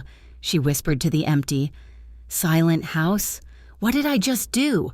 She had made him leave. She had finally made him leave, and she had never felt more terrified in her entire life. Luca was gone before the sun rose. The house was not just quiet, it was dead. The silence was a heavy, suffocating blanket, thick with the phantom echoes of the break-in, the splintering wood, the sickening crack of bone, Sienna's own hysterical screams. He had not just left, he had been banished. Her words, sharp and venomous, had been the knives that finally, after all his efforts, drove him away. He left his protection, but it was different now. The discreet black SUVs were replaced by two newer, heavier vehicles. The men inside were not pretending to be contractors. They were soldiers. They were a visible, unmoving perimeter of menace. One was parked at the end of the street, the other directly across from her bungalow. Her little home was no longer a sanctuary. It was a fortress. It was a prison. Sienna spent the first 24 hours in a fog of pure, adrenalized shock. She scrubbed the hallway wall, trying to erase the dark, smudged streaks the attacker's head had left. She bleached the floor, but she couldn't erase the image from her mind. Luca, moving with a speed that was not human, a blur of lethal instinct. The sound of his knuckles connecting with the man's skull. The finality of the man's collapse. She had screamed at him, accused him of choosing violence, but as she stood in her silent, sterile hallway, a cold, terrible truth settled in her bones. He had not chosen violence. The violence had kicked down her door. It had come for her children, and he had been the only thing standing in its way. He had done exactly what he was built to do, protect. He had been the monster, and the monster had saved them. She looked at Leo and Bella, who were playing quietly in the living room, blessedly unaware of the details. They just knew the big man was gone. "Is Luca mad?" Bella asked, holding up a drawing. "He didn't see my picture." "He's busy, baby," Sienna whispered, her throat tight. "He had to go to work." "In Chicago," Leo stated, his voice flat. He was sitting on the rug, stacking blocks. He, too, had heard the argument. Sienna's heart twisted. "Yes, in Chicago." On the second day, Maya came. She walked past the guard at the end of the street, her face a mask of grim determination. She didn't knock. She used her key. "What in the hell happened?" Maya demanded, locking the door behind her. "I saw the new goons. They look like they're guarding a bank, not a bungalow, and you look like you've seen a ghost." Sienna just shook her head, her hands wrapped around a cold cup of coffee. "They came. Maya. Luca's rivals. A man broke in. He was going for the twins." Maya's blood ran cold. She knelt in front of Sienna. Are you okay?" "He stopped him," Sienna whispered, her voice dead. "Luca, he was here. Maya, the way he moved, it was terrifying. He almost killed him, right here in the hallway." "Good," Maya said, her voice hard. "Good. He protected his kids." Sienna looked up, shocked. You're not..." "What? Horrified? I'm a paramedic. Sienna, I see the results of violence every single day. I'm horrified the man broke in. I'm not horrified that Luca stopped him." Maya stood up, her patience snapping. "Which is exactly why you need to leave. Now." "What are you talking about?" This is your chance," Maya insisted, her voice a low, urgent hiss. "He's gone. He's back in Chicago, fighting his stupid, bloody wars. He left you. This is it, Sienna. This is the out you didn't have before. The guards. They're his. They'll listen to him. But he's not here. You and I, we pack a bag. We take the kids. We walk out that back door. We get in my car, and we drive north. We go to Canada. We can be across the border in 8 hours if we push it. He'll come back from Chicago, and you'll be a ghost again. A real one. This time." The old, familiar terror, the one that had lived in her veins for 5 years, surged back. Run, hide, disappear. It was so tempting. It was a siren song. A life without guards, without rivals, without the smell of blood in her own hallway. I can't," Sienna whispered. "You can't." Maya looked at her, exasperated. "Sienna, he just brought a war to your doorstep. Your children were almost kidnapped. How can you... Oh my God, you love him." It wasn't an accusation. It was a dawning, horrified realization. I do, Sienna admitted, the words tearing out of her, raw and painful. I do, and I hate him for it, and I hate me for it. I told him to leave. I told him he was choosing the violence over us. I pushed him away, Maya, and he just left. Then you're a fool, Maya said, her voice softening with pity. A fool if you stay, and a fool if you don't. But I'm telling you, as your friend, this life will destroy you. It will eat you and your children alive. He's gone. Run. Maya left. The bungalow was silent again, but the seed was planted. Run. That night, Sienna did it. She pulled the go bag from the back of her closet. She checked the cash, still there. She packed new clothes for the twins. She laid out their shoes. She wrote a note for Maya asking her to water the plants. A pathetic, normal gesture in a life that was anything but. She stood at the back door, her hand on the knob. She looked through the kitchen window. She could see the back guard, standing near the fence line, a dark shape in the night. She could slip out. She could make it to the alley. She just had to get the twins. She walked to their room. They were asleep, tangled together in Bella's small bed. Leo, her little shadow, had his arms slung over his sister. They were safe. They were breathing. She looked at their faces, so perfect, so innocent, and she imagined a life of running again. New names, new towns, new lies, always looking over her shoulder, always waiting for the past to catch up. And then she thought of Luca, his face, wrecked with pain when he had seen Leo mimicking his stance in the park, his hand, so gentle as he pushed Bella on the swing, his eyes, in the firelight, as he confessed his own fear, his body a shield, as he took down the man in the hall. She had told him he was choosing violence, but he had gone to Chicago to end the violence. For them, he was fighting, not for his empire, but for a chance to sit by the fire. He was fighting for a world where he could be a father. She let her hand drop from the doorknob. I can't, she whispered to the empty room. I can't run from him again. Running had been about protecting her children from a monster, but she knew, now, that he was not a monster. He was just a man, a dangerous, broken, terrifying man who loved them, and running from him. It wouldn't be a protection. It would be a betrayal. It would be ripping their father from their lives. A second time. And this time, it would be unforgivable. She unpacked the bag, she put the cash back in the tin, and she waited. The silence from Chicago was absolute.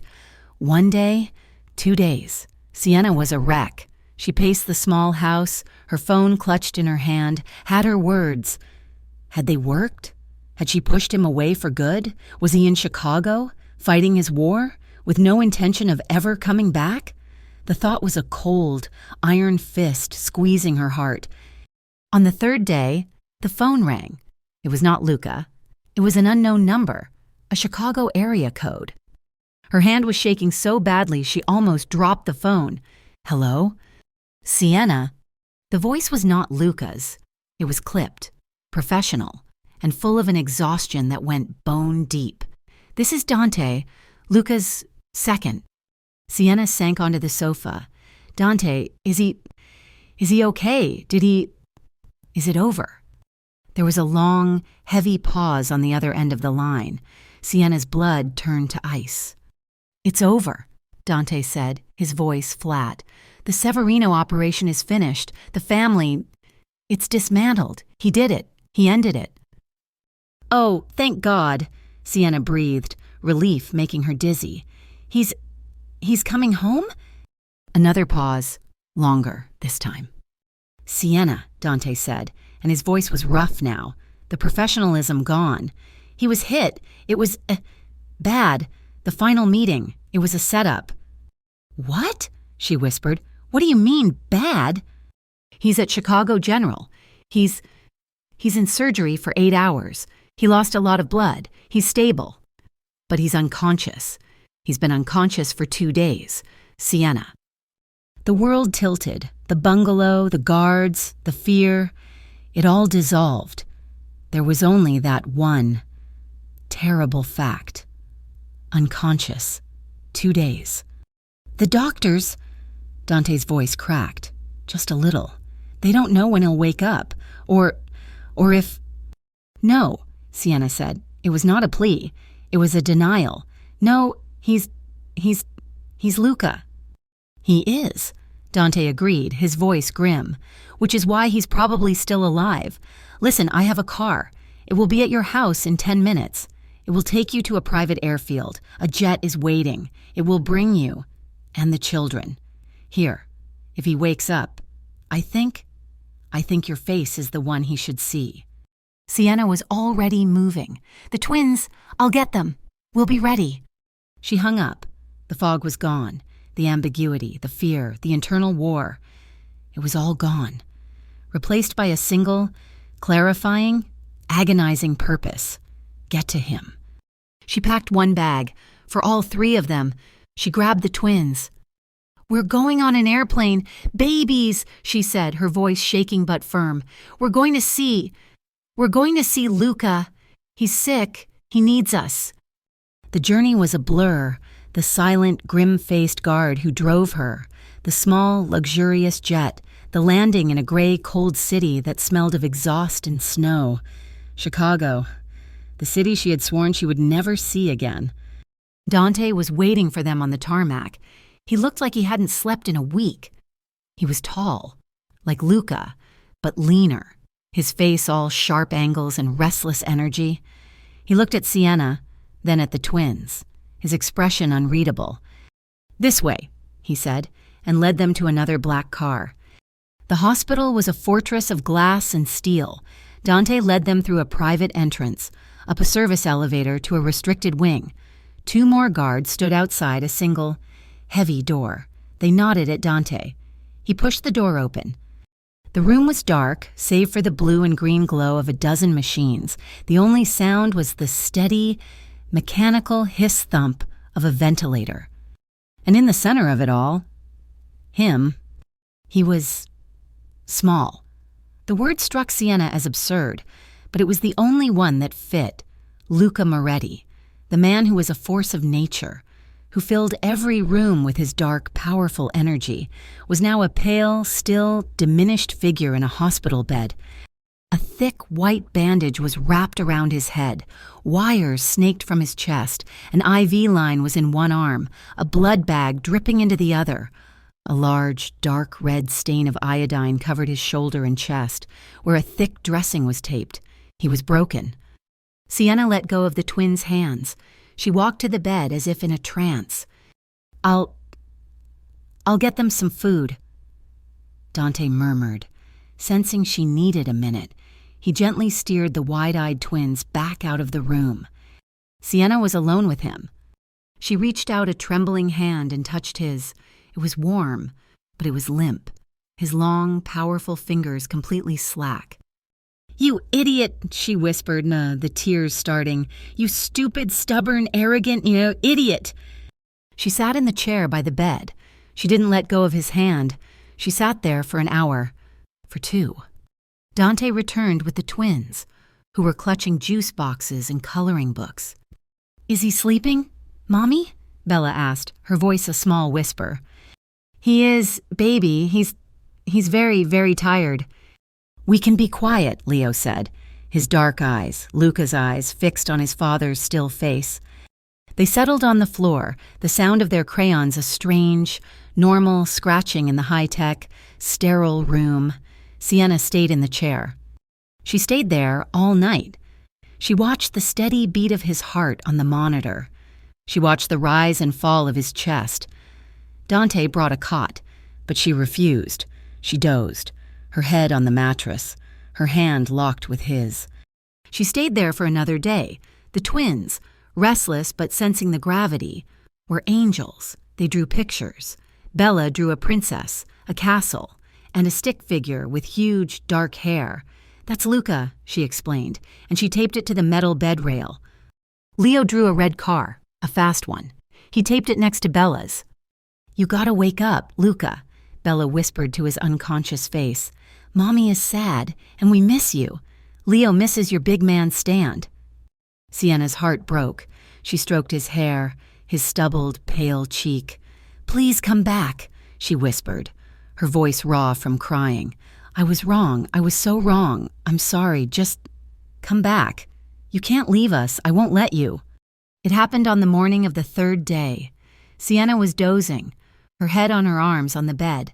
A finger moved, a twitch. Her head snapped up. His eyelids were fluttering. A low groan rumbled in his chest. "Luca?" she breathed, her heart stopping. "Luca?" His eyes, cloudy and unfocused, cracked open. They roamed the room. They saw the bright, childish drawings taped to the rail. They saw the machines, and then they found her. His focus sharpened, a painful, agonizing effort. "Sienna?" His voice was a dry, broken rasp, and then he saw her. He really saw her. It was not a gasp. It was a sob, a single, choked, agonizing sound that tore from his chest. The man who never broke, the Don, the killer, he shattered. Tears, hot and real, welled in his eyes and spilled down his temples. "No," he choked out. You're not real. I thought..." He tried to sit up, a move of pure, animal panic, but the pain and the wires held him down. "I thought you left. I thought I lost you again." "I'm here," she cried, scrambling to her feet, grabbing his hand, pressing it to her cheek. "I'm right here. I'm not leaving. I'm here. Luca." "Mommy, he's awake," Bella shrieked from the cot, scrambling over. "Luca's awake." The twins ran to the bed, their small hands gripping the rail. Luca turned his head, the tears still streaming, and his gaze fell on his children. My son," he whispered. "My Bella." The relief, the pain, the shock. It was too much. He closed his eyes, his grip on her hand a desperate, crushing force. "You're here." "I'm here." Later that night, the doctors had come and gone, their faces cautiously optimistic. He was stubborn. They said he was healing at an unnatural rate. The twins were finally, deeply asleep on their cot, exhausted from the emotion of the day. Sienna sat by his bed, wiping his face with a cool, damp cloth. He was awake. He was weak, but he was awake. "I almost ran," she confessed into the quiet of the room. His eyes, clear now, but full of pain, locked on hers. "When you left," she continued, her voice a low whisper, "Maya, she told me to run, to go to Canada. I packed the bag. Luca, I stood at the door. I was going to take them and disappear. For good. This time." His hand, the one without the IV, gripped her arm. His knuckles were white. He was waiting. "But I couldn't," she whispered, a tear rolling down her own cheek. "I looked at them, and I thought about a life of always being afraid. And then I thought about your face, by the fire, and I realized my heart. It was already gone. It was with you. Running away wouldn't have saved me. It would have just been another way to be empty. I'm done being empty, Luca." He just stared at her, his throat working. He pulled her hand to his lips, kissing her knuckles, a gesture of raw, painful gratitude. A week later, he was out, not home. Dante had moved them all to a secure penthouse hotel, a place of sterile, corporate luxury. He was still weak, his left arm in a sling, his chest and side tightly bound. That night, the twins were asleep in the adjoining suite. Two of Dante's men posted in the hall. Sienna was helping Luca change the dressing on his side. He sat on the edge of the king-sized bed, stripped to the waist, his magnificent, strong body now a map of pain. The long, angry red line of the primary wound was held together with stitches. Bruises, dark and purple, shadowed his ribs. She knelt in front of him, her hands gentle as she cleaned the wound. "I'm not used to this," he murmured, his voice rough. He was watching her, his gaze an intense, burning thing, being cared for. "Get used to it," she whispered, her fingers, so careful, traced the unblemished skin just above the angry red line. She hated the scar.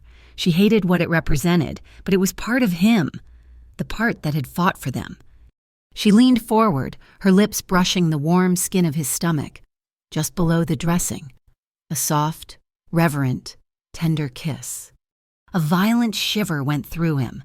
His good hand came up, burying itself in her hair. Not to pull, not to demand, just to hold, to anchor. He gently guided her head up until she was leaning her forehead against his. She could feel the heat of his skin, the slight tremor of his muscles. "I almost lost you," he whispered again, the trauma of her near departure and his own death mixing into one, profound terror. "I almost lost all of it in that alley, Sienna, when I was on the ground. I didn't see my life. I saw your face. Your face as you told me I was choosing the violence, and I thought, she'll never know. She'll never know I chose her." He pulled her up, onto his lap, his one good arm wrapping around her waist like a steel band, his bandaged arm coming around her awkwardly. He buried his face in her neck, inhaling her scent as if it were oxygen. He just held her. It was not passion, it was not lust, it was something more primal. It was the anchor of a man who had been adrift in a sea of violence his entire life. It was the desperate, clinging hold of a man who had finally found land, and he would die before he let it go. Sienna wrapped her arms around his neck, her fingers stroking his hair, her own silent tears wetting his shoulder. They were a wreck. They were scarred and broken and terrified, but they were together. And in the dark, quiet hotel room, high above the city that had tried to kill them, that was enough. Chicago was a purgatory of sterile hotel rooms and whispered, intense conversations. Luca healed with the same unnatural, stubborn speed that he did everything else. His body was a map of his war, the puckered, angry scar on his side, the deep, dark bruises across his ribs. But his mind was clear, the near-death experience, coupled with the profound, agonizing terror of believing Sienna had left him again, had forged a new, unshakable resolve in him. He was done. "We're leaving Chicago," he said, 2 weeks after the surgery. As he stood, fully dressed, looking out the penthouse window, he was still in a sling, but his presence had returned. "Tonight, but we're not running." Sienna, who was packing a bag for the twins, froze. "What? What do you mean? Where are we going?" "Home," he said, turning to her. His eyes were clear. "To Port Blossom, to your house." "Luca, no," she breathed, the old panic flaring. "It's not safe. The Severinos. What if there are others?" "There are not," he said, his voice flat. "Dante has the business. He has the name. He has the infrastructure. The Severino family no longer exists. They are erased. The war is over." He walked to her, his good hand coming up to cup her cheek. "I am not the Don, Sienna. I am not a boss. I am just your man and the father of your children, and I am tired of living in hotel rooms." He was insisting on returning to the one place that held all their ghosts. He was not running from the break-in, from the memory of the attack. He was facing it. He was choosing to build their life on the foundation of the very house that had almost been their end. The transition of power was a quiet, brutal, and simple affair. Luca sat at the head of a long, polished table in a secure office, Sienna by his side. Dante stood at the other end.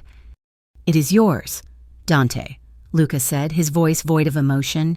He slid a single, heavy, gold signet ring across the table. The Moretti family crest. The business, the territories, the name, all of it. You are the Don. Dante, his face pale, looked at the ring, then at Luca. "Boss, you can't just walk away. This is your blood, your birthright." "My blood," Luca said, his gaze shifting to Sienna, "is in a bungalow in Oregon. My birthright is them." He stood up, the movement still stiff. "I'm walking to something, Dante, not away. You are loyal, you are smart, you are ruthless. You will be a better Don than I ever was." "What will you do?" Dante asked, his voice low, his hand finally closing over the ring. "I am going to learn how to be a father," Luca said. "You will not contact me. You will not send me money. You will not ask for my advice. The world will believe Luca Moretti is retired or dead. I don't care which. We are done." They flew back to Port Blossom. The bungalow was exactly as they had left it, the faint chemical smell of bleach still hanging in the hallway. The first night was a trial. Sienna kept waking, her heart pounding, convinced she heard a window break, but every time she woke to the solid, warm presence of Luca beside her, his good arm slung over her waist, his breathing deep and even. He was her anchor in the dark. And the house, slowly, began to feel like a home again. The heavy armed guards were gone, replaced by a single, quiet man in a discreet car. More a driver than a bodyguard, Luca insisted. "Old habits," he'd said, with a wry, pained smile. He began, with a clumsy, awkward determination, to be a father. He had never had a day off in his life. He had never been at leisure. He found himself in the middle of a Tuesday, sitting on a small, patchy lawn. "What do we do?" he asked Sienna, who was hanging laundry, a task she had reclaimed with a strange, fierce joy. "We live Luca," she said, laughing at his profound, existential confusion. "We watch the kids. We build something." He took to it with the same obsessive focus he had once applied to his empire. He learned to make pancakes, his large hands clumsy with the spatula, the first batch ending up as a burnt, smoky offering to the kitchen gods. He learned that Bella would only eat her sandwiches if they were cut into triangles, and that Leo, his quiet, watchful son, was terrified of spiders.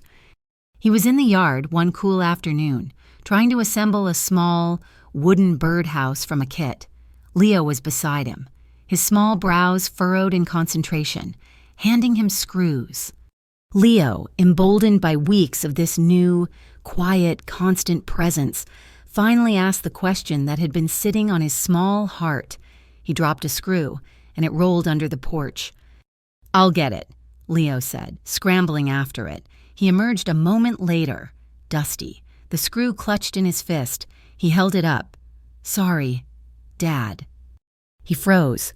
His eyes went wide, terrified that he had crossed a line, that he had used a name he had no right to.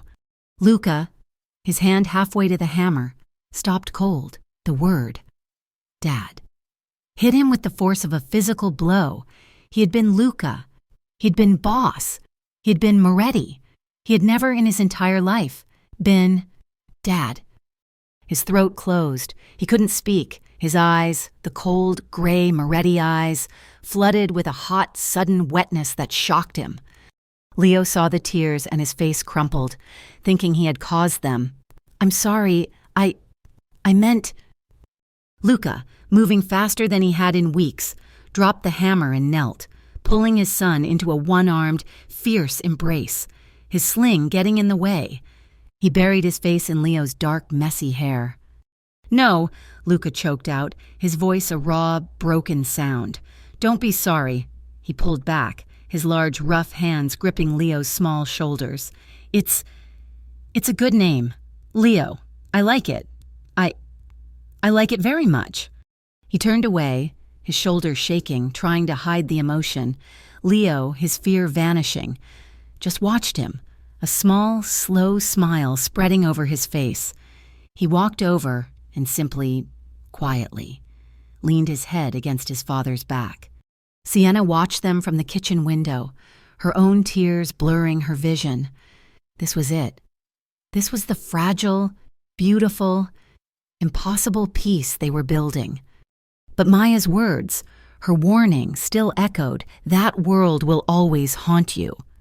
The haunting came not as a man with a gun, but as a whisper at a kindergarten picnic. They had enrolled the twins for the fall. Sienna was Chloe Turner again, and Luca was Mr. Turner. A story they had concocted about him being a private investor, finally moving to the coast to be with his family. The school was having a welcome to kindergarten event in the local park. It was bright, sunny and painfully normal. Children ran, screaming, their faces sticky with juice. Parents chatted, clustered in small, polite groups. Sienna was holding Bella's hand, Luca holding Leo's. A woman, one of the other mothers, approached them, her smile bright. "Hi, you must be the Turners. I'm Sandy. My son, Josh, is so excited about kindergarten." "It's nice to meet you," Sienna said, her own smile feeling stiff, unnatural. Sandy chatted for a moment, and then her gaze landed on Luca. Her smile faltered, her eyes narrowed, just a fraction. "You know," she said, with a light, awkward laugh. "You look so familiar. Have we met?" "I don't believe so," Luca said, his voice polite, but his body tensing. "No, I'm sure of it. You look just like—" She pulled her phone from her pocket, her thumb flying across the screen. "It's going to drive me crazy." Sienna's blood ran cold. He just has one of those faces." "No, wait," Sandy said, her voice dropping. She held up her phone. It was an old news article. A grainy photo of Luca in a suit, walking out of a courthouse. The headline was stark. "Moretti acquitted, Bella Vita syndicate boss walks free." "Oh my," Sandy breathed, her hand flying to her mouth. She looked from the phone to Luca and back. You're him. You're Luca Moretti." Her voice was a whisper, but in the polite quiet of the picnic, it was a bomb. The conversation around them stopped. Another parent looked, and another. The whispers started. "That's Luca Moretti, the Chicago Moretti. What is he doing here?" With children?" Sienna felt the blood drain from her face, the park, the sunlight, the happy screams of the children. It all turned to ash. This was her worst fear. The ghost had found them. She grabbed Bella's hand. "Luca." He was already moving. His face was a mask of stone. He scooped Leo up and, without a word, walked them back to the car. The drive home was silent. When they got inside, Sienna slammed the door, her entire body shaking with a cold, terrible rage. "It's never going to end," she whispered, her back to him. "Sienna." "No!" she screamed, spinning on him. "Don't! It's never going to end. It took one picnic. One. Your face. It's a billboard for your past. They know, Luca, they know who you are. What do you think happens now? Do you think they're going to let their children play with the children of a mafia boss? We're poison. You're poison." "Sienna, stop it!" "I can't," she sobbed, her words the ones she had accused him of in Chicago. "What if your past never leaves us alone? Maya was right. She was right all along. It will always haunt us. We can't build a life here. We can't build one anywhere." She was spiraling, the 5 years of panic rushing back in. He had retired. He had given it all up, and it didn't matter. Luca didn't get angry. He didn't get defensive. He just waited until her sobs subsided, and then he pulled her into his arms. She was rigid, fighting him, but he held on. "You're right," he said, his voice a low rumble against her hair. She stopped fighting. She froze. "What?" "You're right. The ghost is real. It will always be there. I can't erase what I was." He held her face, forcing her to look at him. His eyes were clear, steady, and full of a love that was absolute. "But I am real, too. Mia Cara, this is real, us, this house." He stroked her cheek. "I promised I would protect you. I see now. I was wrong. I thought I could do it with walls, with guards, with distance. But they'll always look. They'll always whisper. The past is a shadow. You can't fight a shadow with a gun." "Then how?" she whispered, her voice broken. "I protect you with this," he said, gesturing to the house, to the drawings on the wall, with normalcy, with a life so real, so solid, so bright, that it burns the shadows away. "I will protect you with the life I build around you, not with fear, not with guns, with love, with carpools and burnt pancakes and birdhouses. They can whisper, 'Sienna, but we will be happy. I will make us so happy. We won't be able to hear them.'" He was vowing to protect her, not with his strength, but with his vulnerability. It was the last piece of her heart, the last wall, crumbling to dust. But the past was not just a shadow. It had one last, desperate echo. The remnants of the Severino family were not a syndicate. They were 3 men, brothers of one of the men Luca had erased in Chicago. They were not businessmen. They were just vengeful. They had tracked him. They didn't want his territory. They wanted his life. A week later, a storm hit Port Blossom. The same kind of furious, lashing rain that had been there the night he had first kissed her in the kitchen.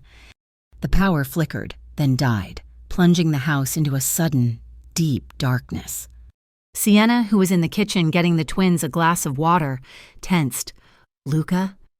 He was instantly awake. He was beside her in a second, his body a coiled spring in the dark. They cut the power. The high-tech alarm system, now on its battery backup, let out a single warning chirp and then went silent.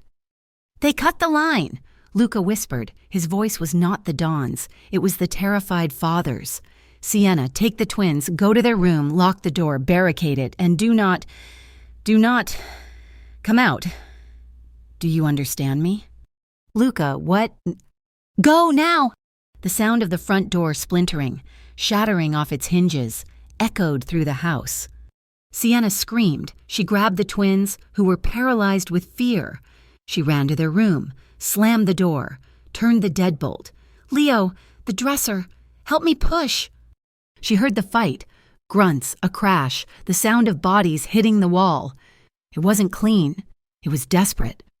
She and Leo, with all their strength, shoved the heavy wooden dresser in front of the door. Bella was crying in the corner, a high, thin wail. "Sienna!" It was Luca's voice, roared in pain. "Sienna, the back door, the kitchen door. It shattered open." Sienna was trapped. She looked around, frantic. She'd been in the kitchen. She still had the heavy chef's knife she had been using to cut an apple. She grabbed it from the dresser, where she'd set it down. The bedroom door, the one she had just barricaded, began to shake. A man was pounding on it. "He's in the house! Ah!" she screamed. The wood of the door splintered, a heavy boot kicked, and a panel cracked. The man was coming in. Sienna shoved the twins into the closet. "Stay there! Do not make a sound!" She stood, her back to the closet, the knife held in her trembling hands, her body a last desperate line of defense. The door burst open, the dresser scraping back just enough. A man tumbled in. He was not one of the men from the front. He was the one who had come in the back. He saw her, the knife, and he laughed. A low, cruel sound. "He left you alone, little mother." He lunged. Sienna screamed and swiped with the knife, a wild, terrified arc. The man batted it away, the blade skittering across the floor. He grabbed her, his hand tangling in her hair, and threw her. She crashed into the wall, her arm striking the door frame with a sickening, sharp pain. A fire, hot and blinding, shot up from her wrist to her shoulder. The man ignored her, turning toward the closet. "Come on out, kids!" Before he could take a single step, Luca was there. He filled the doorway, his face a mask of pure, primal rage. He was not the Don. He was not a father. He was a force of nature. The fight was over before it began. It was not a fight. It was a brutal, swift, and terrible dismantling. Luca, his body moving with the speed she had seen once before, in her hallway, ended the threat. It was merciless. It was final. When it was over, Luca stood, panting, his knuckles raw, his eyes wild, staring at the unmoving man on the floor. The 2 loyal guards who had been his drivers were in the hall, subduing the other 2 attackers, who were groaning, zip ties being pulled tight. Sirens wailed in the distance. The guards had tripped a silent alarm. This time, the police were coming. It was truly over. Luca's wild gaze fell, and he saw her. Sienna. She was on the floor, where she had fallen, clutching her left arm. Her face was ashen. Her sleeve, her light gray sweater, was dark. It was soaked. Blood.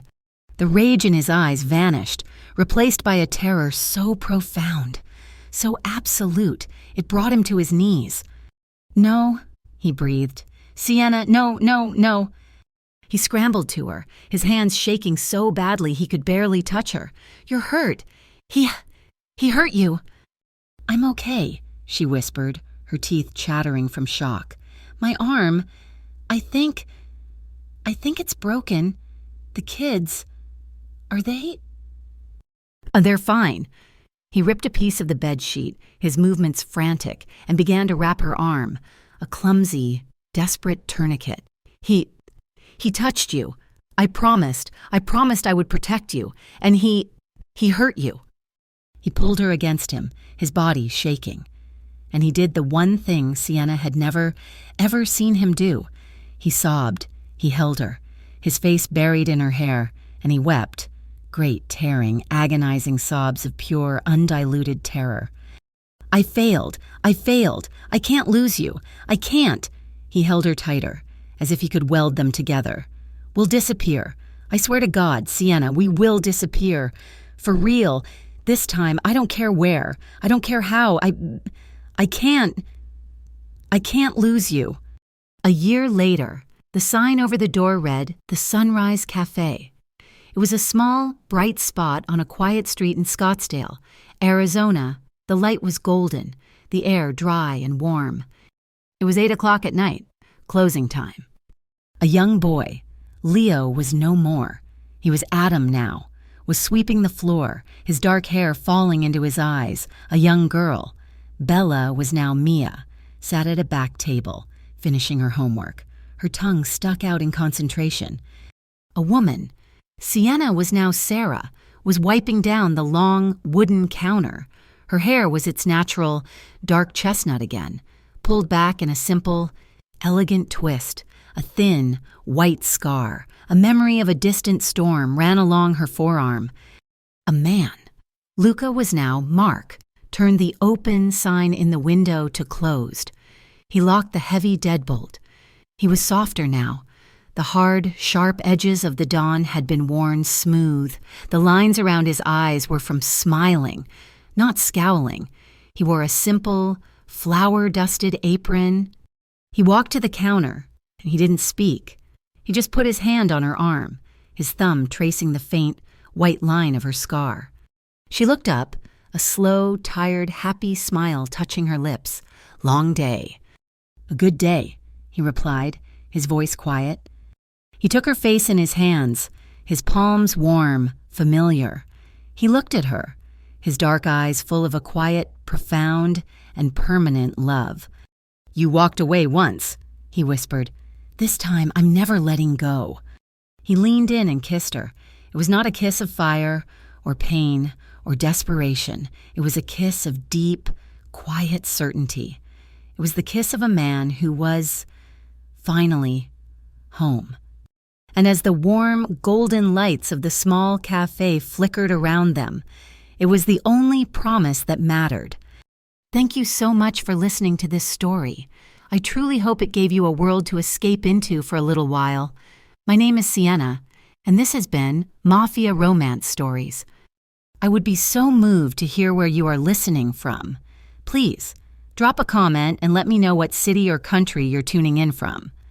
If you enjoyed this story, and you want to hear more tales of love, danger, and redemption, please consider subscribing to the channel. And finally, what did you think of Sienna and Luca's journey? Let me know your thoughts in the comments. I read every single one. Thank you again. And until next time,